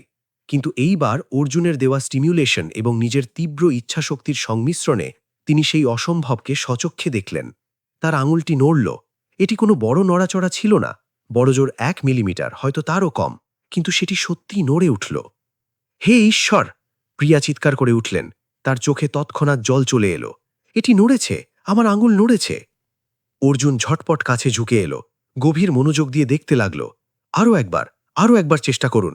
প্রিয়া তার সমস্ত মনোযোগ, তার সমস্ত ইচ্ছাশক্তি ওই একটি আঙুলের ওপর কেন্দ্রীভূত করলেন, এবং ধীরে ধীরে অনেক যন্ত্রণার পর সেটি আবার নড়ল, এইবার একটু বেশি পরিষ্কারভাবে। হ্যাঁ, অর্জুন তার সাথে সেই আনন্দ উদযাপন করল। একটি অকৃত্রিম হাসি তার মুখকে উজ্জ্বল করে তুলছিল। স্রেফ এটাই সেই কানেকশন যা আমাদের খোঁজার দরকার ছিল। প্রিয়া এখন ফুপিয়ে কাঁদছিলেন। দীর্ঘ ৮ বছরের জমাটবদ্ধ হতাশা চোখের জলে বয়ে যাচ্ছিল। এই কান্না ছিল অর্ধেক স্বস্তির আর অর্ধেক এক গভীর আতঙ্কের। কারণ যদি এটি সম্ভব হয়, যদি তিনি বাস্তবে কার্যক্ষমতা ফিরে পেতে শুরু করেন, তবে এর মানে হল এত বছর তাকে যা কিছু বলা হয়েছিল তার সবই ভুল ছিল। এর মানে হল তিনি গত ৮টি বছর এমন এক সাজা মেনে নিয়ে কাটিয়ে দিয়েছেন যা হয়তো তাকে মেনে নিতেই হতো না। এটি আপনার ভুল নয়, অর্জুন অত্যন্ত ধীরে করে বলল, যেন সে প্রিয়ার মন পড়তে পারছে। ডাক্তাররা তাদের কাছে থাকা তথ্য অনুযায়ী কাজ করেছেন, তারা তাদের সর্বোচ্চ চেষ্টা করেছেন, কিন্তু কখনো কখনো সেই সেরাটুকুও যথেষ্ট হয় না। যখন সেশন শেষ হল, তখন অর্জুন সেই একই পেশাদার যত্নের সাথে প্রিয়াকে আবার তার চেয়ারে বসিয়ে দিল। আজ বিশ্রাম নিন, সে নির্দেশ দিল। আপনার শরীরের এখন আমরা যা করেছি তা প্রসেস করার দরকার আছে। আমরা কাল আবার চালিয়ে যাব। অর্জুন, প্রিয়া যাওয়ার আগে তাকে ডাকলেন। ধন্যবাদ, কেবল এই ব্যায়ামের সরঞ্জামগুলোর জন্য নয়, বরং যখন তুমি আমার মধ্যে এমন কিছু দেখলে যা অন্যরা দেখার চেষ্টাই করেনি, তখন হাল না ছাড়ার জন্য। অর্জুন মাথা নাড়ল। সবাই একটি দ্বিতীয় সুযোগের অধিকারী, প্রিয়া, এমনকি তারাও যারা বিশ্বাস করে যে তারা এর যোগ্য। পুরোটা রাস্তা বাড়ি ফেরার সময় এই কথাটি প্রিয়ার মাথায় ঘুরপাক খেতে লাগল। অর্জুনের সাথে নিজের প্রথম সাক্ষাতে তিনি চরম অবজ্ঞার সাথে ব্যবহার করেছিলেন, তাকে হুমকি দিয়েছিলেন, অপমান করেছিলেন, কেবল তার বাহ্যিক অবস্থানের ভিত্তিতে তাকে বিচার করেছিলেন। অথচ সে তার জবাব দিল পরম দয়া আর পেশাদারিত্ব দিয়ে। ৮ বছরে প্রথমবারের মতো প্রিয়া নিজেকে আয়নার সামনে দাঁড়িয়ে জিজ্ঞেস করলেন, আয়না থেকে ফিরে তাকানো ওই কঠিন হৃদয়ের ব্যক্তিটি আসলে কে ছিল? পরের ৩ সপ্তাহে প্রিয়া আমূল বদলে গেলেন। তিনি প্রতিদিন সকাল ৭টায় অর্জুনের গ্যারেজে পৌঁছে যেতেন। অন্য মেকানিকরা আসার আগে তিনি এমন এক তীব্রতার সাথে পরিশ্রম করতেন যা অর্জুনকেও অবাক করে দিত। তিনি নিজের শরীরকে সেই সব সীমানার বাইরে ঠেলে দিচ্ছিলেন যেগুলোকে তিনি অলঙ্ঘনীয় মনে করতেন, এবং ধীরে ধীরে প্রায় অলৌকিক উপায়ে তার শরীর সাড়া দিতে শুরু করল। সেই পায়ের আঙুলের নড়াচড়া আরও অন্য আঙুল পর্যন্ত ছড়িয়ে পড়ল। তারপর তিনি নিজের পায়ে শক্তিশালী অনুভূতি অনুভব করতে শুরু করলেন। এক স্মরণীয় সকালে তিনি নিজের গোড়ালিকে একটু মোচড় দিতে সক্ষম হলেন। পূর্ণ কার্যক্ষমতার তুলনায় এগুলি ছিল ছোট জয়, কিন্তু প্রিয়ার জন্য সেগুলো ছিল হিমালয় জয়ের সমান। কিন্তু আসল পরিবর্তনটি কেবল শারীরিক ছিল না, এটি ছিল দৃষ্টিভঙ্গির বদল। যেভাবে প্রিয়া দুনিয়া এবং নিজেকে দেখা শুরু করেছিলেন। এক সকালে তিনি একটু জলদি পৌঁছে গেলেন এবং দেখলেন অর্জুন একজন জীর্ণ পোশাক পরা কিন্তু পরিচ্ছন্ন এক বৃদ্ধ মহিলার গাড়িতে কাজ করছে। মহিলা খুব চিন্তিত ছিলেন, বারবার বোঝাচ্ছিলেন যে হাসপাতালে নিজের ক্লিনিংয়ের চাকরিতে যাওয়ার জন্য তার এই গাড়িটি খুব দরকার। আমার কাছে বেশি টাকা নেই, মহিলা লজ্জায় স্বীকার করলেন, কিন্তু আমি কি কিস্তিতে পরিশোধ করতে পারি? কাজ হয়ে গেছে, অর্জুন ধীরে করে হস্তক্ষেপ করল। কোনো চার্জ লাগবে না, রাধা আম্মা। কিন্তু আমি দান নিতে পারি না, মহিলা প্রতিবাদ করলেন। এটি দান নয়, অর্জুন হাসতে হাসতে জবাব দিল। এটি আমার কমিউনিটিতে বিনিয়োগ। আপনি ওই হাসপাতালে অসুস্থদের দেখাশোনা করেন, আমি আমার পাড়ার লোকেদের দেখাশোনা করি। আমরা সবাই নিজের সাধ্যমতো আমাদের অংশটুকু পালন করি। প্রিয়া এই কথোপকথনটি নিজের গাড়ি থেকে দেখলেন, যেখানে অর্জুনের সেশন শুরু করার অপেক্ষায় ছিলেন। তিনি নিজের বুকের ভেতরে এক অদ্ভুত এবং অপরিচিত অনুভূতি টের পেলেন। সেটি ছিল লজ্জা। সেই সমস্ত সময়ের জন্য লজ্জা যখন তিনি দয়া বা মহানুভবতাকে কেবল একটি ব্যবসায়িক লেনদেন হিসাবে মনে করতেন। সেই সময়ের জন্য লজ্জা যখন তিনি ধরে নিয়েছিলেন যে মানুষ তখনই কাউকে সাহায্য করে যখন তাতে নিজের স্বার্থ থাকে। তুমি কি এটি প্রায়ই করো? প্রিয়া এক বিকেলে জিজ্ঞেস করলেন, যখন সেই মহিলা কৃতজ্ঞতার চোখে জল নিয়ে বিদায় নিলেন। কোন জিনিস? অর্জুন জবাব দিল। সে তখন পরবর্তী সেশনের জন্য সরঞ্জাম গোছাতে ব্যস্ত। এই যে এমন লোক যারা পেমেন্ট করতে পারে না। আমার বেশিরভাগ কাস্টমার আসলে সেই পরিমাণ পেমেন্ট করতে পারে না যা একটি সাধারণ গ্যারেজ দাবি করবে। তাই আমি ততটাই চার্জ করি যতটা তাদের পক্ষে দেওয়া সম্ভব। কেউ পুরো পেমেন্ট করে, কেউ আংশিক করে, আবার কেউ কিছুই দেয় না। দিন শেষে সবকিছু ব্যালেন্স হয়ে যায়। এটি তো কোনো ব্যবসা চালানোর সঠিক পদ্ধতি নয়, প্রিয়া মন্তব্য করলেন।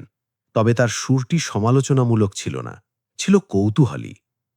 এটি নির্ভর করে আপনি ব্যবসায় সাফল্যকে কি দিয়ে সংজ্ঞায়িত করছেন তার ওপর, অর্জুন শান্তভাবে জবাব দিল। যদি লক্ষ্য কেবল টাকা জমানো হয়, তবে না, এটি মোটেও দক্ষ পদ্ধতি নয়। কিন্তু যদি লক্ষ্য হয় এমন একটি কমিউনিটি তৈরি করা যেখানে মানুষ একে অপরের যত্ন নেবে, তবে আমি জানি যে আমি বিশ্বের সবচেয়ে সফল মানুষ। এই দর্শনটি সেই সব কিছু থেকে এতটাই আলাদা ছিল যার ওপর ভিত্তি করে প্রিয়া তার পুরো জীবন পরিচালনা করেছেন যে সেটি তাকে নির্বাক করে দিল। তার দুনিয়ায় সাফল্য মাপা হতো সংখ্যায়, ত্রৈমাসিক লাভ, স্টকের মূল্য আর বিনিয়োগের রিটার্নে। সাফল্যকে যে কৃতজ্ঞতার হাসিতে, শক্তিশালী ভ্রাতৃত্বে আর নিঃস্বার্থ সাহায্যে মাপা যায়, এই চিন্তা কি তার কাছে ছিল সম্পূর্ণ ভিনদেশী। কিন্তু তিনি যতবার অর্জুনকে কাজ করতে দেখতেন, যতবার দেখতেন যে তার মেকানিকরা তাকে শ্রদ্ধা করে, ভয় থেকে নয় বরং মন থেকে, যখন খেয়াল করলেন যে কাস্টমাররা এখানে ফিরে আসে কেবল ভরসার কারণে, প্রিয়া নিজের মূল্যবোধ নিয়ে প্রশ্ন তোলা শুরু করলেন। আমি কিছু করতে চাই, প্রিয়া এক সফল সেশনের পর সন্ধ্যায় ঘোষণা করলেন, যখন তিনি প্রথমবারের মতো নিজের 2 গোড়ালি একসাথে নাড়াতে পেরেছিলেন। কি করতে চান? অর্জুন যন্ত্রপাতি পরিষ্কার করতে করতে জিজ্ঞেস করল। আমি অফিসিয়ালভাবে তোমার কাজকে ফান্ড করতে চাই। আমি একটি ফাউন্ডেশন তৈরি করতে চাই যা তোমাকে আমার মতো আরও অনেক মানুষকে সাহায্য করার সুযোগ দেবে, এমন সব মানুষ যাদের চিকিৎসা ব্যবস্থা একরকম মৃত ঘোষণা করে ছেড়ে দিয়েছে।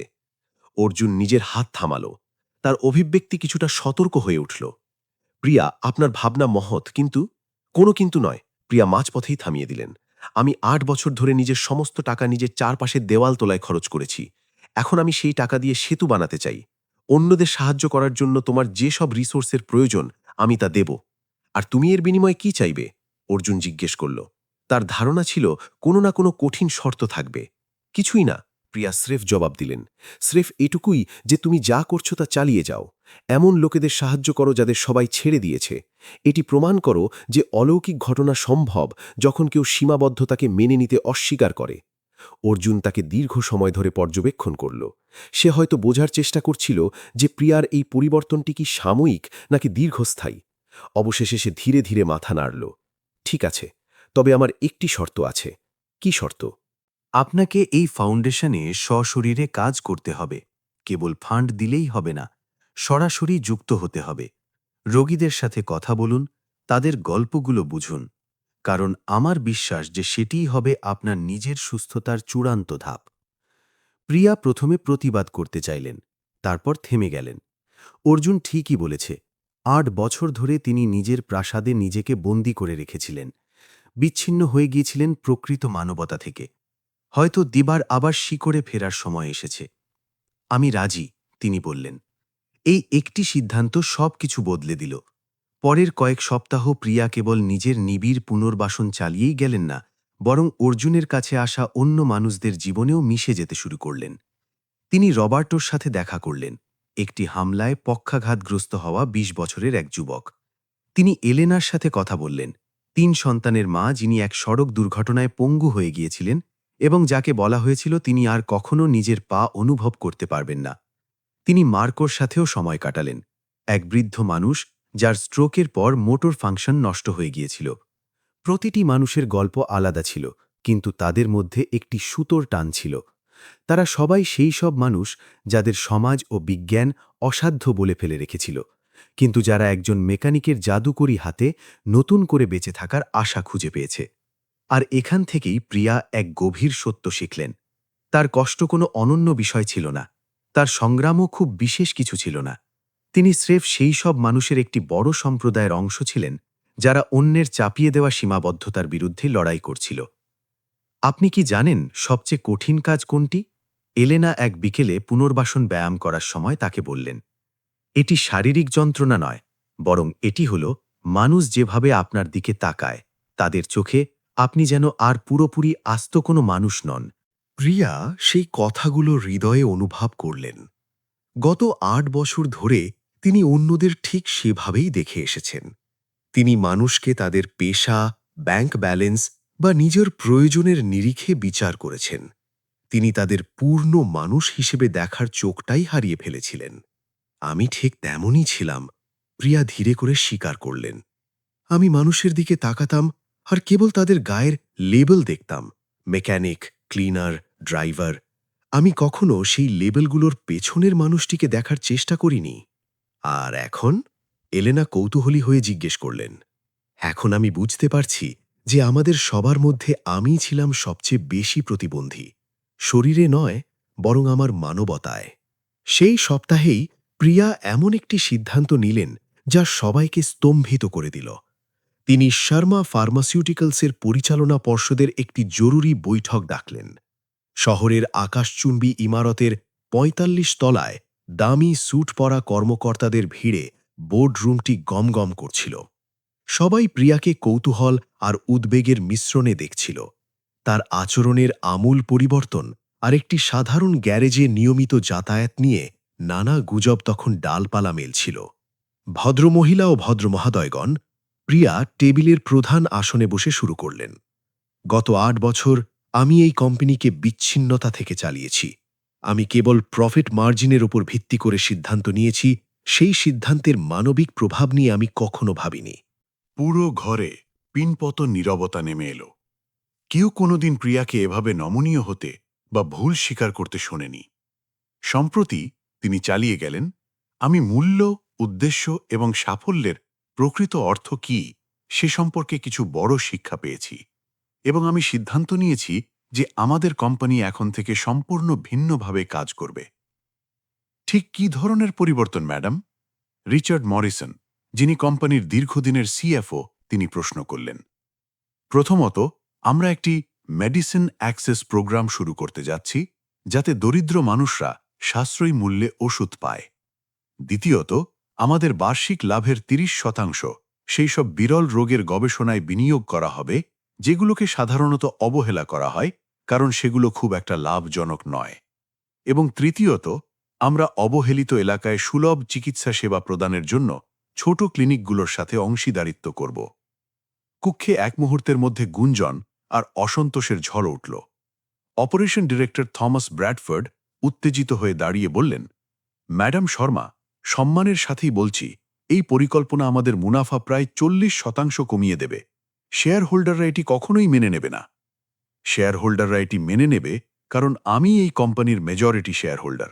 প্রিয়া শান্ত কিন্তু ইস্পাত দৃঢ় কণ্ঠে জবাব দিলেন, এবং আমি সিদ্ধান্ত নিয়েছি যে এই কোম্পানি এখন থেকে ধন সম্পদ জমানোর চেয়ে মানুষের মনে আশা জাগাতে বেশি কাজ করবে। এটি তো স্রেফ পাগলামি, ব্র্যাডফোর্ড চিৎকার করে উঠলেন। তার মুখ রাগে লাল হয়ে গিয়েছিল। আপনার কি হয়েছে?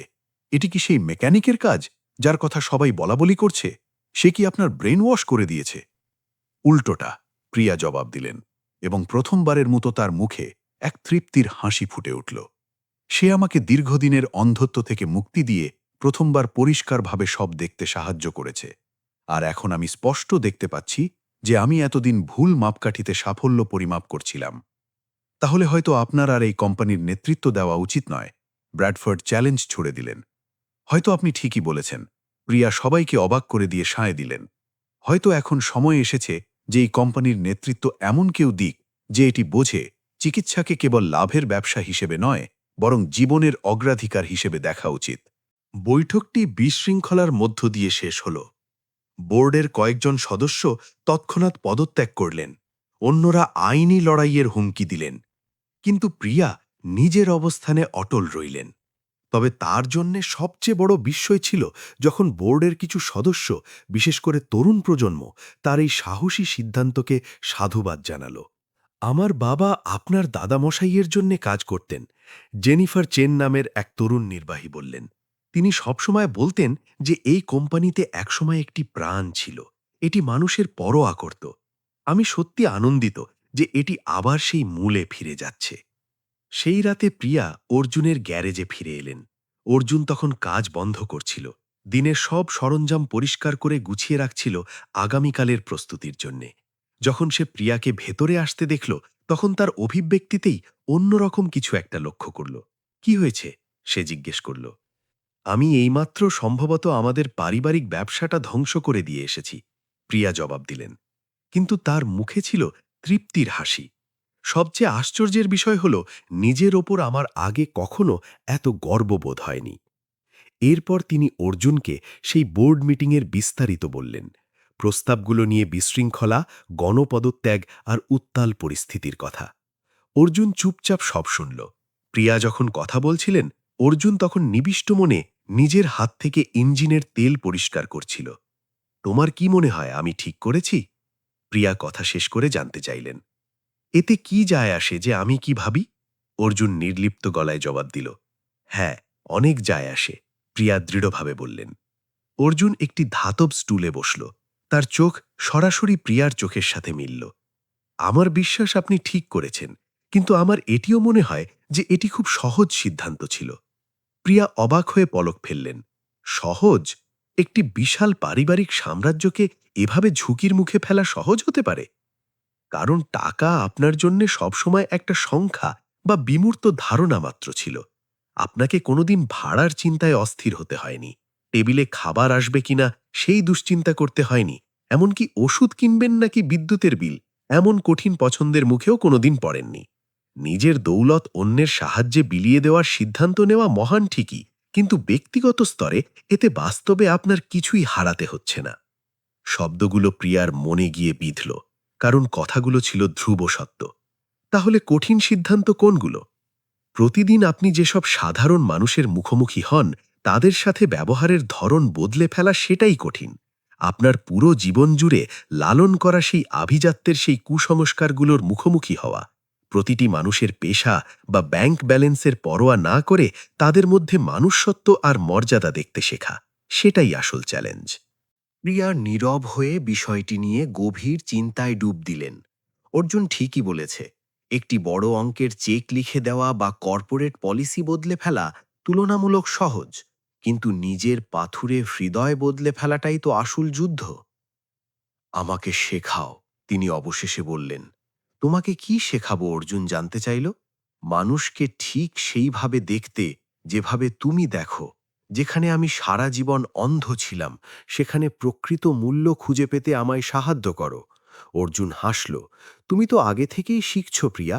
প্রতিদিন যখন তুমি এখানে আসো, রবার্তো, এলেনা কিংবা মার্কোর সাথে কাটানো প্রতিটি মুহূর্ত, প্রতিটি কথা যখন তুমি অহংকারের বদলে বিনয়কে বেছে নিচ্ছ, তার মানেই হলো তুমি শিখছ। ঠিক সেই মুহূর্তেই গ্যারেজের অন্য মেকানিকদের একজন, আন্দ্রেস নামের এক ২৫ বছর বয়সী যুবক, ইতস্তত করে কাছে এগিয়ে এলো। মাফ করবেন ম্যাডাম শর্মা, সে কিছুটা ঘাবড়ে গিয়ে শুরু করল। আমি শুধু বলতে চাই যে আপনি ফার্মাসিউটিক্যাল কোম্পানির জন্য যা করছেন তা খুবই গুরুত্বপূর্ণ। আমার বোনের ডায়াবেটিস আছে। সেই ইনসুলিনের পুরো দাম দিতে না পারাইতে ইনসুলিন ভাগ করে ব্যবহার করত। এতে তার জীবন ঝুঁকির মুখে পড়ছিল। আপনার এই প্রোগ্রাম যদি তার মতো মানুষদের সাহায্য করতে পারে, তবে আপনি অনেক জীবন বাঁচাবেন। প্রিয়ার চোখে জল চলে এলো। গত ৮ বছর ধরে তিনি একটি ওষুধ কোম্পানি চালিয়েছেন, কোনো বাস্তব মানুষের কথা না ভেবেই, যারা তার ব্যবসায়িক সিদ্ধান্তের ফলে সরাসরি প্রভাবিত হয়েছিল। তিনি শুধু স্প্রেডশিটের সংখ্যা দেখেছেন, আন্দ্রেসের বোনের মতো রক্ত মাংসের মানুষগুলোকে নয়, যারা বেঁচে থাকার জন্য লড়াই করছিল। তোমার বোনের নাম কি? প্রিয়া প্রশ্ন করে তাকে অবাক করে দিলেন। মারিয়া, আন্দ্রেস জবাব দিল। আমি তার সাথে দেখা করতে চাই, আর আমি কথা দিচ্ছি আগামীকাল থেকে মারিয়ার যত ইনসুলিন প্রয়োজন তা পাওয়ার দায়িত্ব আমার। আন্দ্রেস এমনভাবে তাকালো যেন সে এখনই কেঁদে ফেলবে। ম্যাডাম, আমি জানি না আপনাকে কিভাবে ধন্যবাদ জানাব। আমাকে ধন্যবাদ দিও না, প্রিয়া ধীরে করে বললেন। অর্জুনকে ধন্যবাদ দাও। সেই আমাকে সংখ্যার বদলে মানুষকে দেখতে শিখিয়েছে। আন্দ্রেস চলে যাওয়ার পর অর্জুন আর প্রিয়া দীর্ঘক্ষণ নিস্তব্ধ হয়ে বসে রইলেন। জানো, সবথেকে অদ্ভুত কথা কি? প্রিয়া অবশেষে বললেন, ৮ বছরে প্রথমবারের মতো আমি নিজেকেই হুইলচেয়ার দিয়ে বিচার করছি না, বরং আমি আজ কে হতে পেরেছি তা দিয়েই নিজেকে সংজ্ঞায়িত করছি। তার মানে আপনি সুস্থ হচ্ছেন, অর্জুন লক্ষ্য করল। কেবল আপনার শরীর নয়, যদিও শরীর অবিশ্বাস্য উন্নতি করছে, বরং আপনি আপনার ভেতরে সেই অংশগুলোকেও সারিয়ে তুলছেন যা দুর্ঘটনার অনেক আগেই ভেঙে চুরমার হয়ে গিয়েছিল। কথাগুলো প্রিয়ার হৃদয়ে প্রতিধ্বনিত হতে লাগল। তিনি এতদিন ধরে নিয়েছেন যে তার জীবনের একমাত্র চোট ছিল সেই ঘোড়সওয়ারির দুর্ঘটনা, মেরুদণ্ডের আঘাত। কিন্তু এখন তিনি দেখতে শুরু করেছেন যে তিনি আসলে তার অনেক আগে থেকেই আহত ছিলেন, সেই বিশেষাধিকারের জীবন দিয়ে আহত যা তাকে প্রকৃত মানবতা থেকে বিচ্ছিন্ন করে রেখেছিল। বছরের পর বছর এটি শেখার কারণে তিনি আহত ছিলেন যে টাকা মানুষের চেয়ে বেশি গুরুত্বপূর্ণ। অর্জুন, প্রিয়া ধীরে করে বললেন, আমি কি তোমাকে ব্যক্তিগত কিছু জিজ্ঞেস করতে পারি? অবশ্যই। তোমার কি কখনো আফসোস হয় যে তুমি ডাক্তারি ছেড়ে দিলে, নিজের বাবার জন্যে নিজের সোনালী কেরিয়ার বিসর্জন দিলে? অর্জুন প্রশ্নটি নিয়ে গভীর মনোযোগ দিয়ে ভাবল। প্রথমে হ্যাঁ, শুরুর কয়েক বছর খুব কঠিন ছিল। আমি দেখতাম আমার রেসিডেন্সির সহপাঠীরা নিউরোসার্জন হিসেবে কত সফল হচ্ছে। আমি ভাবতাম আমার প্রতিভা সব নষ্ট হয়ে গেল। আর এখন আমি দেখি যে আমি কিছুই নষ্ট করিনি। আমি শুধু একটা ভিন্ন পথ নিয়েছি। এই গ্যারেজে বসে আমি যত মানুষের পাশে দাঁড়িয়েছি, কোনো বড় হাসপাতালে তা হয়তো সম্ভব হতো না, যেখানে কেবল ধনীদের প্রবেশের অধিকার থাকে। আমি টাকার লেনদেনের বদলে ভালোবাসার উপর ভিত্তি করে একটা কমিউনিটি তৈরি করেছি। আর আমি শিখেছি যে প্রকৃত সাফল্য পদবি বা প্রতিষ্ঠায় নয়, বরং মানুষের জীবন বদলে দেওয়ার মধ্যেই থাকে। তুমি আমার চেনা সবথেকে বুদ্ধিমান মানুষ, প্রিয়া স্বীকার করলেন। আমি বুদ্ধিমান নই, অর্জুন হাসল। আমি শুধু একজন মানুষ যে নিজের জীবনের দুঃখগুলো থেকে শিক্ষা নিয়েছে এবং সেই কষ্টকে বৃথা দিতে দেয়নি। কথোপকথনের সেই মুহূর্তেই প্রিয়া এক অমোঘ সত্য উপলব্ধি করলেন। তিনি অর্জুনের প্রেমে পড়েছেন। এটি কেবল নিছক রোম্যান্টিক কোনো প্রেম নয়, যদিও সেই টান ছিল, বরং এটি ছিল এক গভীর শ্রদ্ধাবোধ। দুনিয়াকে দেখার অর্জুনের যে দৃষ্টিভঙ্গি, তার যে অটল করুণা আর তথাকথিত অসম্ভবকে অস্বীকার করার সাহস, প্রিয়া সেই গুণের প্রেমে পড়েছেন। তার চেয়েও বড় কথা, অর্জুনের সংস্পর্শে তিনি নিজে যে মানুষে পরিণত হচ্ছেন, তিনি সেই নতুন সত্তার প্রেমে পড়েছেন। সেই নিষ্ঠুর আর বিষণ্ণ প্রিয়া ধীরে ধীরে মুছে যাচ্ছিল, আর তার জায়গায় জন্ম নিচ্ছিল এক সম্পূর্ণ নতুন প্রিয়া। তাদের প্রথম সাক্ষাতের 2 মাস পর অর্জুন সিদ্ধান্ত নিল যে প্রিয়া এবার পরবর্তী ধাপের জন্য প্রস্তুত। আজ সে এক মুখ চওড়া হাসি নিয়ে বলল, আমরা এমন কিছু চেষ্টা করব যা আপনি হয়তো পুরোপুরি পাগলামি মনে করবেন। আমরা যা কিছু করেছি তারপর কোনো কিছুই আমাকে আর অবাক করবে না, প্রিয়া বললেন। আজ আমরা আপনাকে দাঁড় করানোর চেষ্টা করব। মুহূর্তের মধ্যে এক গভীর স্তব্ধতা নেমে এলো। প্রিয়ার মনে হলো যেন পুরো দুনিয়া থমকে গেছে। দাঁড়ানো? তিনি অবশেষে ফিসফিস করে জিজ্ঞেস করলেন। অর্জুন, এটি কি সত্যি সম্ভব? এটি সম্ভব, অর্জুন জোর দিয়ে বলল। আপনি অবিশ্বাস্য উন্নতি করেছেন। আপনার পায়ের অধিকাংশ জায়গায় এখন অনুভূতি আছে। গোড়ালি, হাঁটু, এমনকি নিতম্বের কিছু পেশির আংশিক নিয়ন্ত্রণও আপনি ফিরে পেয়েছেন। এখন সময় এসেছে দেখার যে আমরা এই ছোট জয়গুলোকে বড় কিছুতে রূপ দিতে পারি কিনা। কিন্তু যদি আমি পড়ে যাই, যদি আবার চোট পাই? আপনি পড়বেন না, কারণ আমি আপনাকে ধরে রাখব। আর চোটও লাগবে না, কারণ আমি প্রতি সেকেন্ডে সেখানে থাকব। আমার উপর বিশ্বাস রাখো, প্রিয়া। এবং প্রিয়া তাকে পুরোপুরি বিশ্বাস করলেন। এই মানুষটিই তো তাকে অন্ধকার নিরাশা থেকে আশার আলোয় ফিরিয়ে এনেছে। অর্জুন যদি বলে তিনি দাঁড়াতে পারবেন, তবে তিনি চেষ্টা করবেনই। অর্জুন সবকিছু অত্যন্ত সাবধানতার সাথে প্রস্তুত করল। সে 2টি সমান্তরাল বার বা প্যারালেল বার স্থাপন করল, যা সে বিশেষভাবে এই মুহূর্তের জন্যই তৈরি করেছিল। সে চারপাশে সেফটি ম্যাট রাখল এবং বাড়তি সাপোর্টের জন্য তার অভিজ্ঞ মেকানিকদের ডাকল। ঠিক আছে, অর্জুন প্রিয়ার সামনে হাঁটু গেড়ে বসল। তার হাত প্রিয়ার পায়ে অভ্যস্ত ভঙ্গিকে ভরসা দিল। আমরা এটি ধাপে ধাপে করব। প্রথমে আমি আপনাকে দাঁড়াতে সাহায্য করব। আমি আপনার ওজনের বেশিরভাগ ভার ধরে রাখব। আপনার কাজ শুধু সেই পেশিগুলোকে সক্রিয় করার চেষ্টা করা, যেগুলোকে আমরা এতদিন জাগিয়ে তোলার চেষ্টা করেছি। তৈরি? তৈরি, কাঁপা কাঁপা কণ্ঠে জবাব দিলেন প্রিয়া। অর্জুন তাকে খুব সাবধানতার সাথে হুইলচেয়ার থেকে সমান্তরাল বারের মাঝে নিয়ে এলো। তার শক্ত হাত প্রিয়ার কোমর ধরে রাখল এবং সেন্টিমিটার করে তাকে খাড়া অবস্থানের দিকে গাইড করল। আর ঠিক তখনই দীর্ঘ 8 বছর পর প্রিয়া শর্মা নিজের পায়ে দাঁড়িয়ে থাকলেন। অর্জুন তার ওজনের সিংহভাগ ধরেছিল ঠিকই, প্রিয়ার পা দুটিও থরথর করে কাঁপছিল, কিন্তু তিনি আজ খাড়া হয়ে দাঁড়িয়েছিলেন। প্রিয়া নিচতলার দিকে না তাকিয়ে সরাসরি অর্জুনের চোখের দিকে তাকিয়েছিলেন। তিনি যেন ফিরে পেলেন সেই দৃষ্টিভঙ্গি যা তিনি চিরতরে হারিয়ে গেছে বলে ভেবেছিলেন। চোখের জল তার গাল বেয়ে পড়ছিল, কিন্তু সেদিকে তার খেয়াল নেই। তার সমস্ত মনোযোগ তখন শরীরের প্রতিটি পেশিকে সক্রিয় করায়। স্রেফ এটাই। অর্জুন তাকে উৎসাহিত করল। তার কণ্ঠ ছিল কোমল কিন্তু দৃঢ়। নিজের পা মাটির ওপর অনুভব করো। তোমার শরীরের ওজনকে পায়ের মাধ্যমে ছড়িয়ে পড়তে দাও।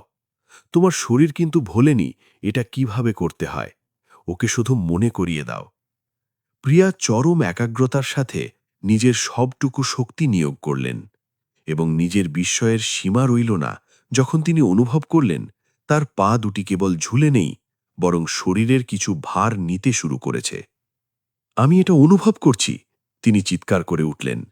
আমি আমার ওজনের কিছু অংশ নিজের পায়ে সামলাতে পারছি। হ্যাঁ, অর্জুন খুশিতে ফেটে পড়ল। ঠিক এটাই আমি দেখতে চেয়েছিলাম। এখন আমি আমার সাপোর্ট একটু কমিয়ে দেব, সামান্য। আমি চাই আপনি নিজের ভারসাম্য বজায় রাখার চেষ্টা করুন। সে তার হাত একটু আলগা করল। প্রিয়া অনুভব করলেন তার পেশিগুলো প্রবলভাবে লড়াই করছে শরীরের ওজন সামলাতে। তিনি কাঁপছিলেন, শরীর অস্থির হয়ে উঠছিল, তবুও তিনি দাঁড়িয়ে রইলেন।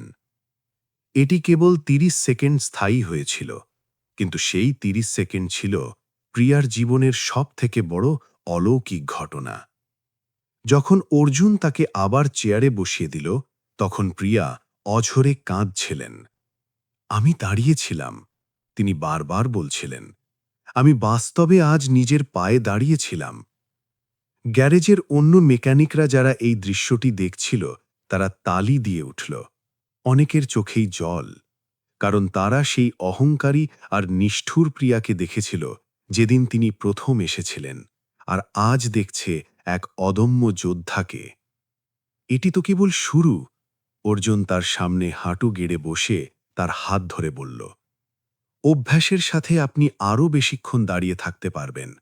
সঠিক সাপোর্টের সাথে একদিন হয়তো আপনি পাও ফেলতে পারবেন। পা ফেলা? প্রিয়া বিস্ময়ে শব্দটি উচ্চারণ করলেন। আমি গ্যারেন্টি দিচ্ছি না যে আপনি স্বাধীনভাবে হাঁটবেন, অর্জুন সাবধান করে বলল। কিন্তু আমার বিশ্বাস আমরা সেই স্তরে পৌঁছাতে পারি যেখানে আপনি কারো সাহায্য নিয়ে হাঁটতে পারবেন, ওয়াকার দিয়ে, এমনকি একদিন হয়তো লাঠি দিয়ে। এটি সহজ হবে না, এতে মাস বা বছর লেগে যেতে পারে, কিন্তু এটি সম্ভব। প্রিয়া তখন আবেগ সামলাতে না পেরে অর্জুনকে জড়িয়ে ধরলেন। তার গায়ে গ্রিজ লেগে আছে কিনা কিংবা তার চোখের জলে অর্জুনের ইউনিফর্ম ভিজে যাচ্ছে কিনা সেদিকে প্রিয়ার কোনো ভ্রুক্ষেপ ছিল না। শুধু এই মানুষটির উপস্থিতিই ছিল তার কাছে সব, যে অসম্ভবকে শেষ কথা বলে মেনে নিতে অস্বীকার করেছিল। ধন্যবাদ। তিনি অর্জুনের কাঁধে মুখ গুজে ফিসফিস করলেন, আমার ওপর থেকে আশা না হারানোর জন্য অনেক ধন্যবাদ। আমি সেই সব মানুষদের ওপর কখনো আশা ছাড়ি না যারা নিজের জন্য লড়াই করতে প্রস্তুত থাকে। অর্জুন ধীরে করে তাকে জড়িয়ে ধরে বলল, আর প্রিয়া, তুমি একজন সত্যিকারের যোদ্ধা। পরের সপ্তাহটি ছিল এক চরম আবেগ আর নতুন আবিষ্কারের পালা। প্রিয়া প্রতিদিন দাঁড়ানোর অভ্যাস করতেন। সেই ২০ সেকেন্ড বেড়ে ৩০ সেকেন্ড হল, তারপর ১ মিনিট, এবং এক স্মরণীয় দিনে তিনি পুরো ৫ মিনিট একভাবে দাঁড়িয়ে থাকলেন। কিন্তু আসল চ্যালেঞ্জ এলো যখন অর্জুন পরবর্তী পদক্ষেপের কথা ঘোষণা করল। এবার হাঁটার চেষ্টা করার সময় এসেছে, সে এক সকালে বলল। পা বাড়ানো? প্রিয়া অনুভব করলেন তার ভেতরে ভয় আর উত্তেজনার সমানে পাল্লা দিচ্ছে। অর্জুন, দাঁড়ানো এক কথা, কিন্তু পা বাড়ানো তো অন্য বিষয়। আমি জানি, অর্জুন মাথা নাড়ল। এটি অনেক বেশি জটিল কাজ। এর জন্য দারুণ সমন্বয়, ভারসাম্য আর শক্তির প্রয়োজন, যা আপনি এখনও অর্জন করছেন। কিন্তু আমার বিশ্বাস আপনি আজ তৈরি। অর্জুন একটি সেফটি হারনেস তৈরি করল, যাতে ভারসাম্য হারালে প্রিয়া পড়ে না যান। এরপর সে সমান্তরাল বারগুলোকে এমনভাবে সাজালো যাতে ধরার মতো শক্ত কিছু থাকে। তারপর পরম ধৈর্য নিয়ে সে প্রিয়াকে পা ফেলার কৌশল বা বায়োমেকানিক্স শেখাতে শুরু করল। হাঁটা মানে হল সচেতনভাবে সামনে পড়ে যাওয়ার চেষ্টা করা। সে বোঝালো, প্রথমে ওজন একটি পায়ে নিয়ে যান, অন্য পা সামান্য তুলুন, সামনে বাড়ান এবং ওজনকে আবার সেই পায়ে স্থানান্তরিত করুন। আপনার মস্তিষ্ক এটা আগে অটোমেটিক করত, এখন আমাদের প্রতিটি ধাপ আলাদা করে শিখতে হবে। প্রথমবারের চেষ্টা পুরোপুরি ব্যর্থ হল। প্রিয়া দাঁড়ালেন ঠিকই, ওজন ডান পায়ে নিতেও পারলেন, কিন্তু যখন বাঁ পা তোলার চেষ্টা করলেন, পেশিগুলো যেন পাথর হয়ে রইল। অর্জুন তাকে না ধরলে তিনি পড়ে যেতেন। আবার প্রিয়া আদেশ দিলেন। তার গলায় তখন ইস্পাত কঠিন সংকল্প। শরীরের বিশ্রামের প্রয়োজন আছে, অর্জুন সতর্ক করল। না, আমি আবার চেষ্টা করব, প্রিয়া পুনরাবৃত্তি করলেন। অর্জুন সেই দৃষ্টি চিনে নিল। এটি সেই অদম্য জেদ যা অসম্ভবকে সম্ভব করার শেষ হাতিয়ার। তারা বারবার চেষ্টা করল। টানা ২ ঘন্টা ধরে প্রিয়া স্রেফ একটি পদক্ষেপ ফেলার লড়াই করলেন এবং প্রতিবার বিফল হলেন। কিন্তু প্রতিটি ব্যর্থতার সাথে তার শরীর কিছু একটা শিখছিল। তার মস্তিষ্ক সেই ঘুমন্ত নিউরোলজিক্যাল কানেকশনগুলোকে আবার জোড়া দিচ্ছিল। এবং অবশেষে ৩৭তম প্রচেষ্টায় সেই অবিস্মরণীয় ঘটনাটি ঘটল। প্রিয়া বার দুটির মাঝে দাঁড়িয়ে গভীর শ্বাস নিলেন। অর্জুনের শেখানো পদ্ধতি মনে করে নিজের কপালে ঘাম জমতে থাকা অবস্থায় তিনি তার বাম পা তোলার চেষ্টা করলেন। সেটি খুব মসৃণ ছিল না, পাটি মাটিতে ঘষ্টালো ঠিকই, কিন্তু সেটি সামনে এগিয়ে গেল। মাত্র 10 সেন্টিমিটার, কিন্তু সেটি নড়েছে, এবং যখন পাটি আবার মাটিকে স্পর্শ করল, প্রিয়া এক নতুন জায়গায় দাঁড়িয়েছিলেন। তিনি 8 বছর পর নিজের প্রথম পদক্ষেপটি ফেললেন। গ্যারেজ তখন করতালিতে ফেটে পড়ল। মেকানিকরা কাজ ফেলে বিস্ময় তাকিয়েছিল। আন্দ্রেস প্রকাশ্যেই কাঁদছিল। এমনকি 60 বছর বয়সী অভিজ্ঞ কার্লোসের চোখেও জল টলমল করছিল। কিন্তু অর্জুনের চেয়ে বেশি খুশি আর কেউ ছিল না। তার চওড়া হাসি যেন পুরো গ্যারেজকে আলোকিত করে দিল। তুমি করে দেখিয়েছ, তুমি একটা কদম ফেলেছ, সে চিৎকার করে উঠল। স্রেফ একটা। প্রিয়া চোখের জল মুছতে মুছতে হাসলেন। আর এটি ছিল পৃথিবীর সবথেকে কুৎসিত আর আনাড়ি এক পদক্ষেপ। কারণ এটি এমন একটা পদক্ষেপ যা পৃথিবীর সেরা ডাক্তাররা বলেছিলেন আপনি কোনো দিন ফেলতে পারবেন না। অর্জুন পূর্ণ সততার সাথে জবাব দিল। প্রিয়া সেই মানুষটির দিকে তাকালেন যিনি তাকে আমূল বদলে দিয়েছেন। কেবল তার শরীর নয়, বরং তার আত্মা। অর্জুন তাকে আয়নার সামনে দাঁড় করিয়ে দিয়েছিল তিনি কে ছিলেন আর কে হতে চান তা দেখার জন্য। আমি তোমাকে ছাড়া এটি কোনোদিন পারতাম না, তিনি ধীরে করে বললেন। ভুল, অর্জুন জবাব দিল। আমি শুধু রাস্তাটা দেখিয়েছি, সব কঠোর পরিশ্রম তো তুমিই করেছ। পরের 2 মাস প্রিয়া সেই পদক্ষেপটিকে নিখুঁত করার জন্য অক্লান্ত পরিশ্রম করলেন। একটি পদক্ষেপ থেকে 2টি, তারপর 3টি, এভাবে এগোতে থাকলেন। আর একদিন সেই চিরস্মরণীয় মুহূর্ত এলো যখন প্রিয়া অর্জুনের খুব সামান্য সাহায্য নিয়ে পুরো 5 মিটার হেঁটে দেখালেন। এটি কোনো সাধারণ হাঁটা ছিল না। প্রতিটি কদমে গভীর একাগ্রতা ছিল। ভারসাম্য কিছুটা অনিশ্চিত ছিল, কিন্তু তিনি হাঁটছিলেন। বাস্তবে নিজের পায়ে প্রিয়া শর্মা আজ হাঁটছেন। প্রিয়ার শরীর যেমন বদলাচ্ছিল, তেমনি তিনি উপলব্ধি করলেন এক নতুন চ্যালেঞ্জের কথা। আর তা হল বাইরের দুনিয়া। এত মাস তার এই কঠিন লড়াই ছিল ব্যক্তিগত, অর্জুনের গ্যারেজের সেই নিরাপদ 4 দেয়ালের মধ্যে। কিন্তু এখন সময় এসেছে সেই সমাজের মুখোমুখি হওয়ার, যারা তাকে কেবল টাইটেনিয়াম হুইল চেয়ারের সেই অক্ষম নারী হিসেবেই চেনে। সুযোগটি এলো যখন শহরের চেম্বার অফ কমার্স তাদের বার্ষিক গালা অনুষ্ঠানে তাকে মূল বক্তব্য দেওয়ার আমন্ত্রণ জানাল। এই অনুষ্ঠানটি প্রিয়া গত 8 বছর ধরে কঠোরভাবে এড়িয়ে চলতেন। হুইল চেয়ারে চড়ে সবার দয়ার পাত্রী হওয়ার চিন্তা তার কাছে ছিল অসহনীয়। কিন্তু আজ তিনি অন্য এক প্রিয়া।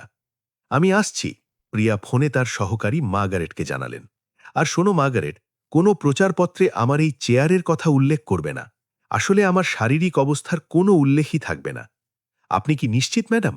মার্গারেট বিভ্রান্ত হয়ে জিজ্ঞেস করল। এটি তো বছরের পর বছর আপনার ব্র্যান্ড ছিল, সেই সফল সিইও যে প্রতিকূলতাকে জয় করেছে। আমি আর আমার অক্ষমতা দিয়ে সংজ্ঞায়িত হতে চাই না। আমি এখন কি করছি আমি তা দিয়েই পরিচিত হতে চাই। অনুষ্ঠানের রাতে প্রিয়া পরম যত্নে সাজলেন, যা তিনি বহু বছর করেননি। তিনি এমন একটি লং ড্রেস বেছে নিলেন যা তার পা ঢেকে রাখে, কিন্তু তা ছিল রাজকীয় আভিজাত্যে ভরা। মেকআপ করলেন নিজের খুঁত লুকানোর জন্য নয়, বরং আত্মবিশ্বাস তুলে ধরার জন্য। আর যখন হোটেলের সেই জমকালো বলরুমে প্রবেশ করার সময় এলো, তখন প্রিয়া এমন কিছু করলেন যা কেউ কল্পনাও করেনি। তিনি হেঁটে ভেতরে ঢুকলেন, হাতে একটি বিশেষ ওয়াকার যা অর্জুন তার জন্য বিশেষভাবে তৈরি করে দিয়েছিল। তার প্রতিটি পদক্ষেপ ছিল ধীর আর সুচিন্তিত, কিন্তু তিনি হাঁটছিলেন। ঘরে যেন বিদ্যুৎ খেলে গেল। মুহূর্তের মধ্যে সব ফিসফিস বন্ধ হয়ে গেল। 500 জন মানুষ এক অসম্ভব দৃশ্য দেখে স্তব্ধ হয়ে দাঁড়িয়ে রইল। প্রিয়া শর্মা, যাকে সবাই জানত চিরদিনের জন্য হুইল চেয়ারে বন্দী, তিনি নিজের পায়ে হাঁটছেন। হঠাৎ এক প্রচণ্ড করতালি পুরো হলঘর কাঁপিয়ে দিল। এটি স্রেফ বিনম্র তালি ছিল না, এটি ছিল এক অবিশ্বাস্য জয়কে দেওয়া প্রাণের স্বীকৃতি। প্রিয়া হাত তুলে সবাইকে শান্ত করলেন। দয়া করে, তিনি আবেগঘন গলায় বললেন, আমার এই হাঁটার জন্য তালি দেবেন না, বরং তালি দিন সেই মানুষটির জন্য যে অসম্ভব শব্দটিকে শেষ কথা বলে মেনে নিতে অস্বীকার করেছে। তিনি ইশারা করলেন প্রবেশদ্বারের দিকে, যেখানে অর্জুন তার একমাত্র সাধারণ স্যুটটি পরে দাঁড়িয়েছিল।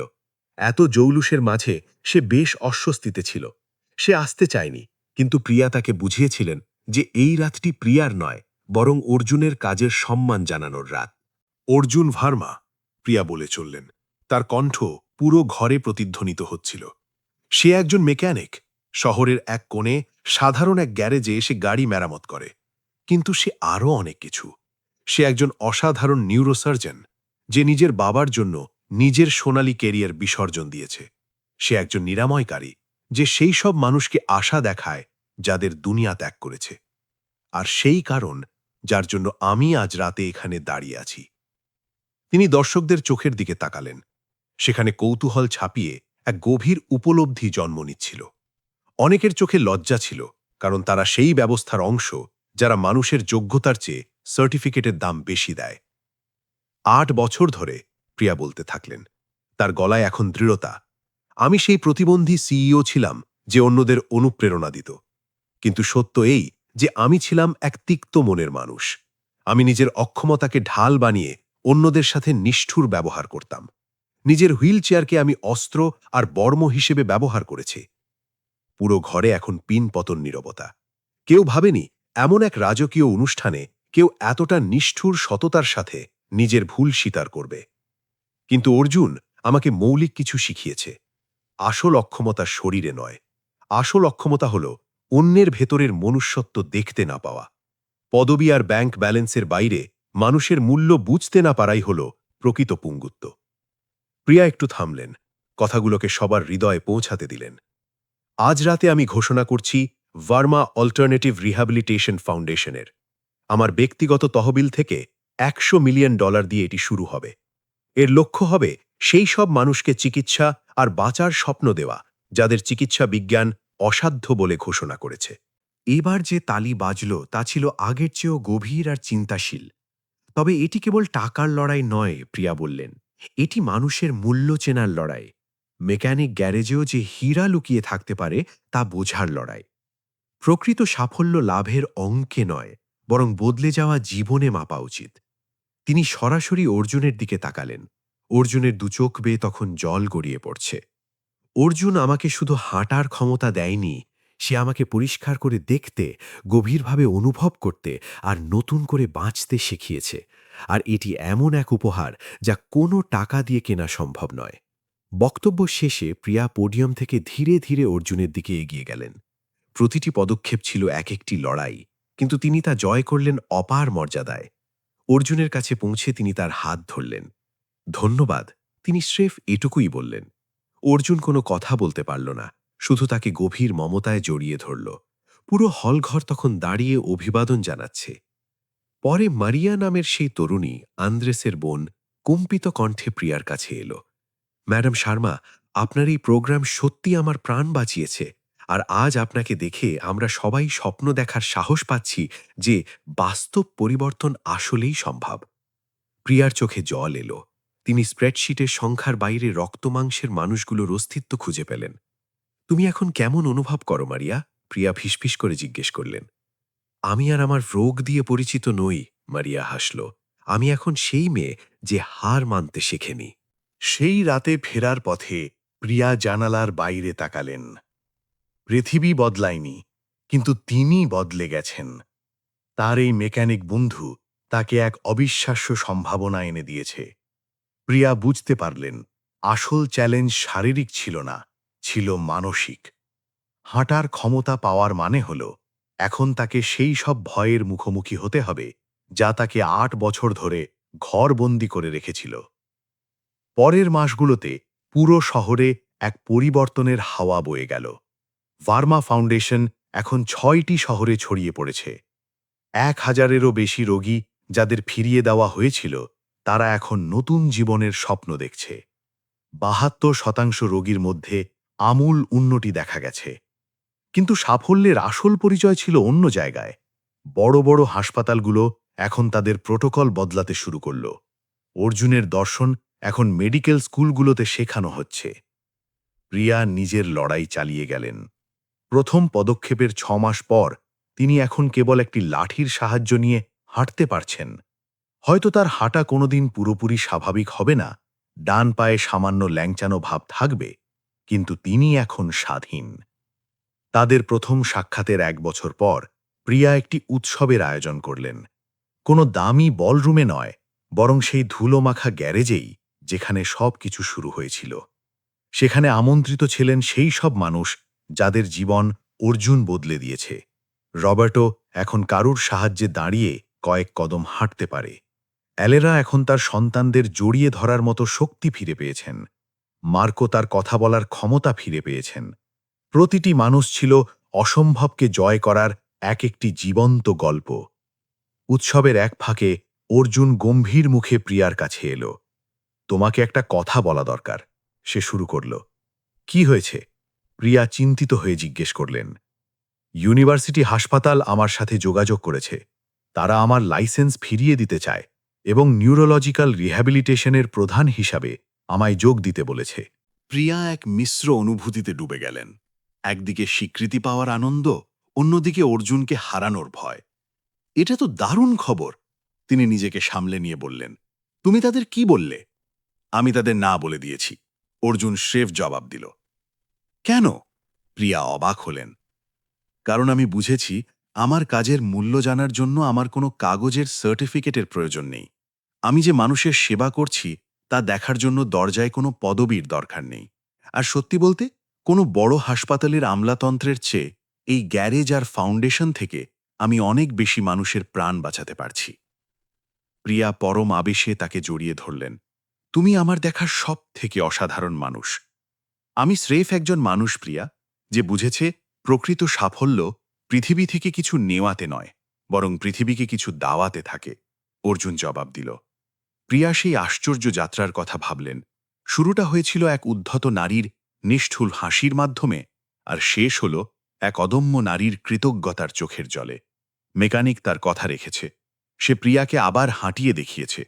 কিন্তু এই হাঁটা কেবল পা নাড়ানো নয়, এ ছিল সত্যের পথে হাঁটা, উদ্দেশ্যের পথে হাঁটা।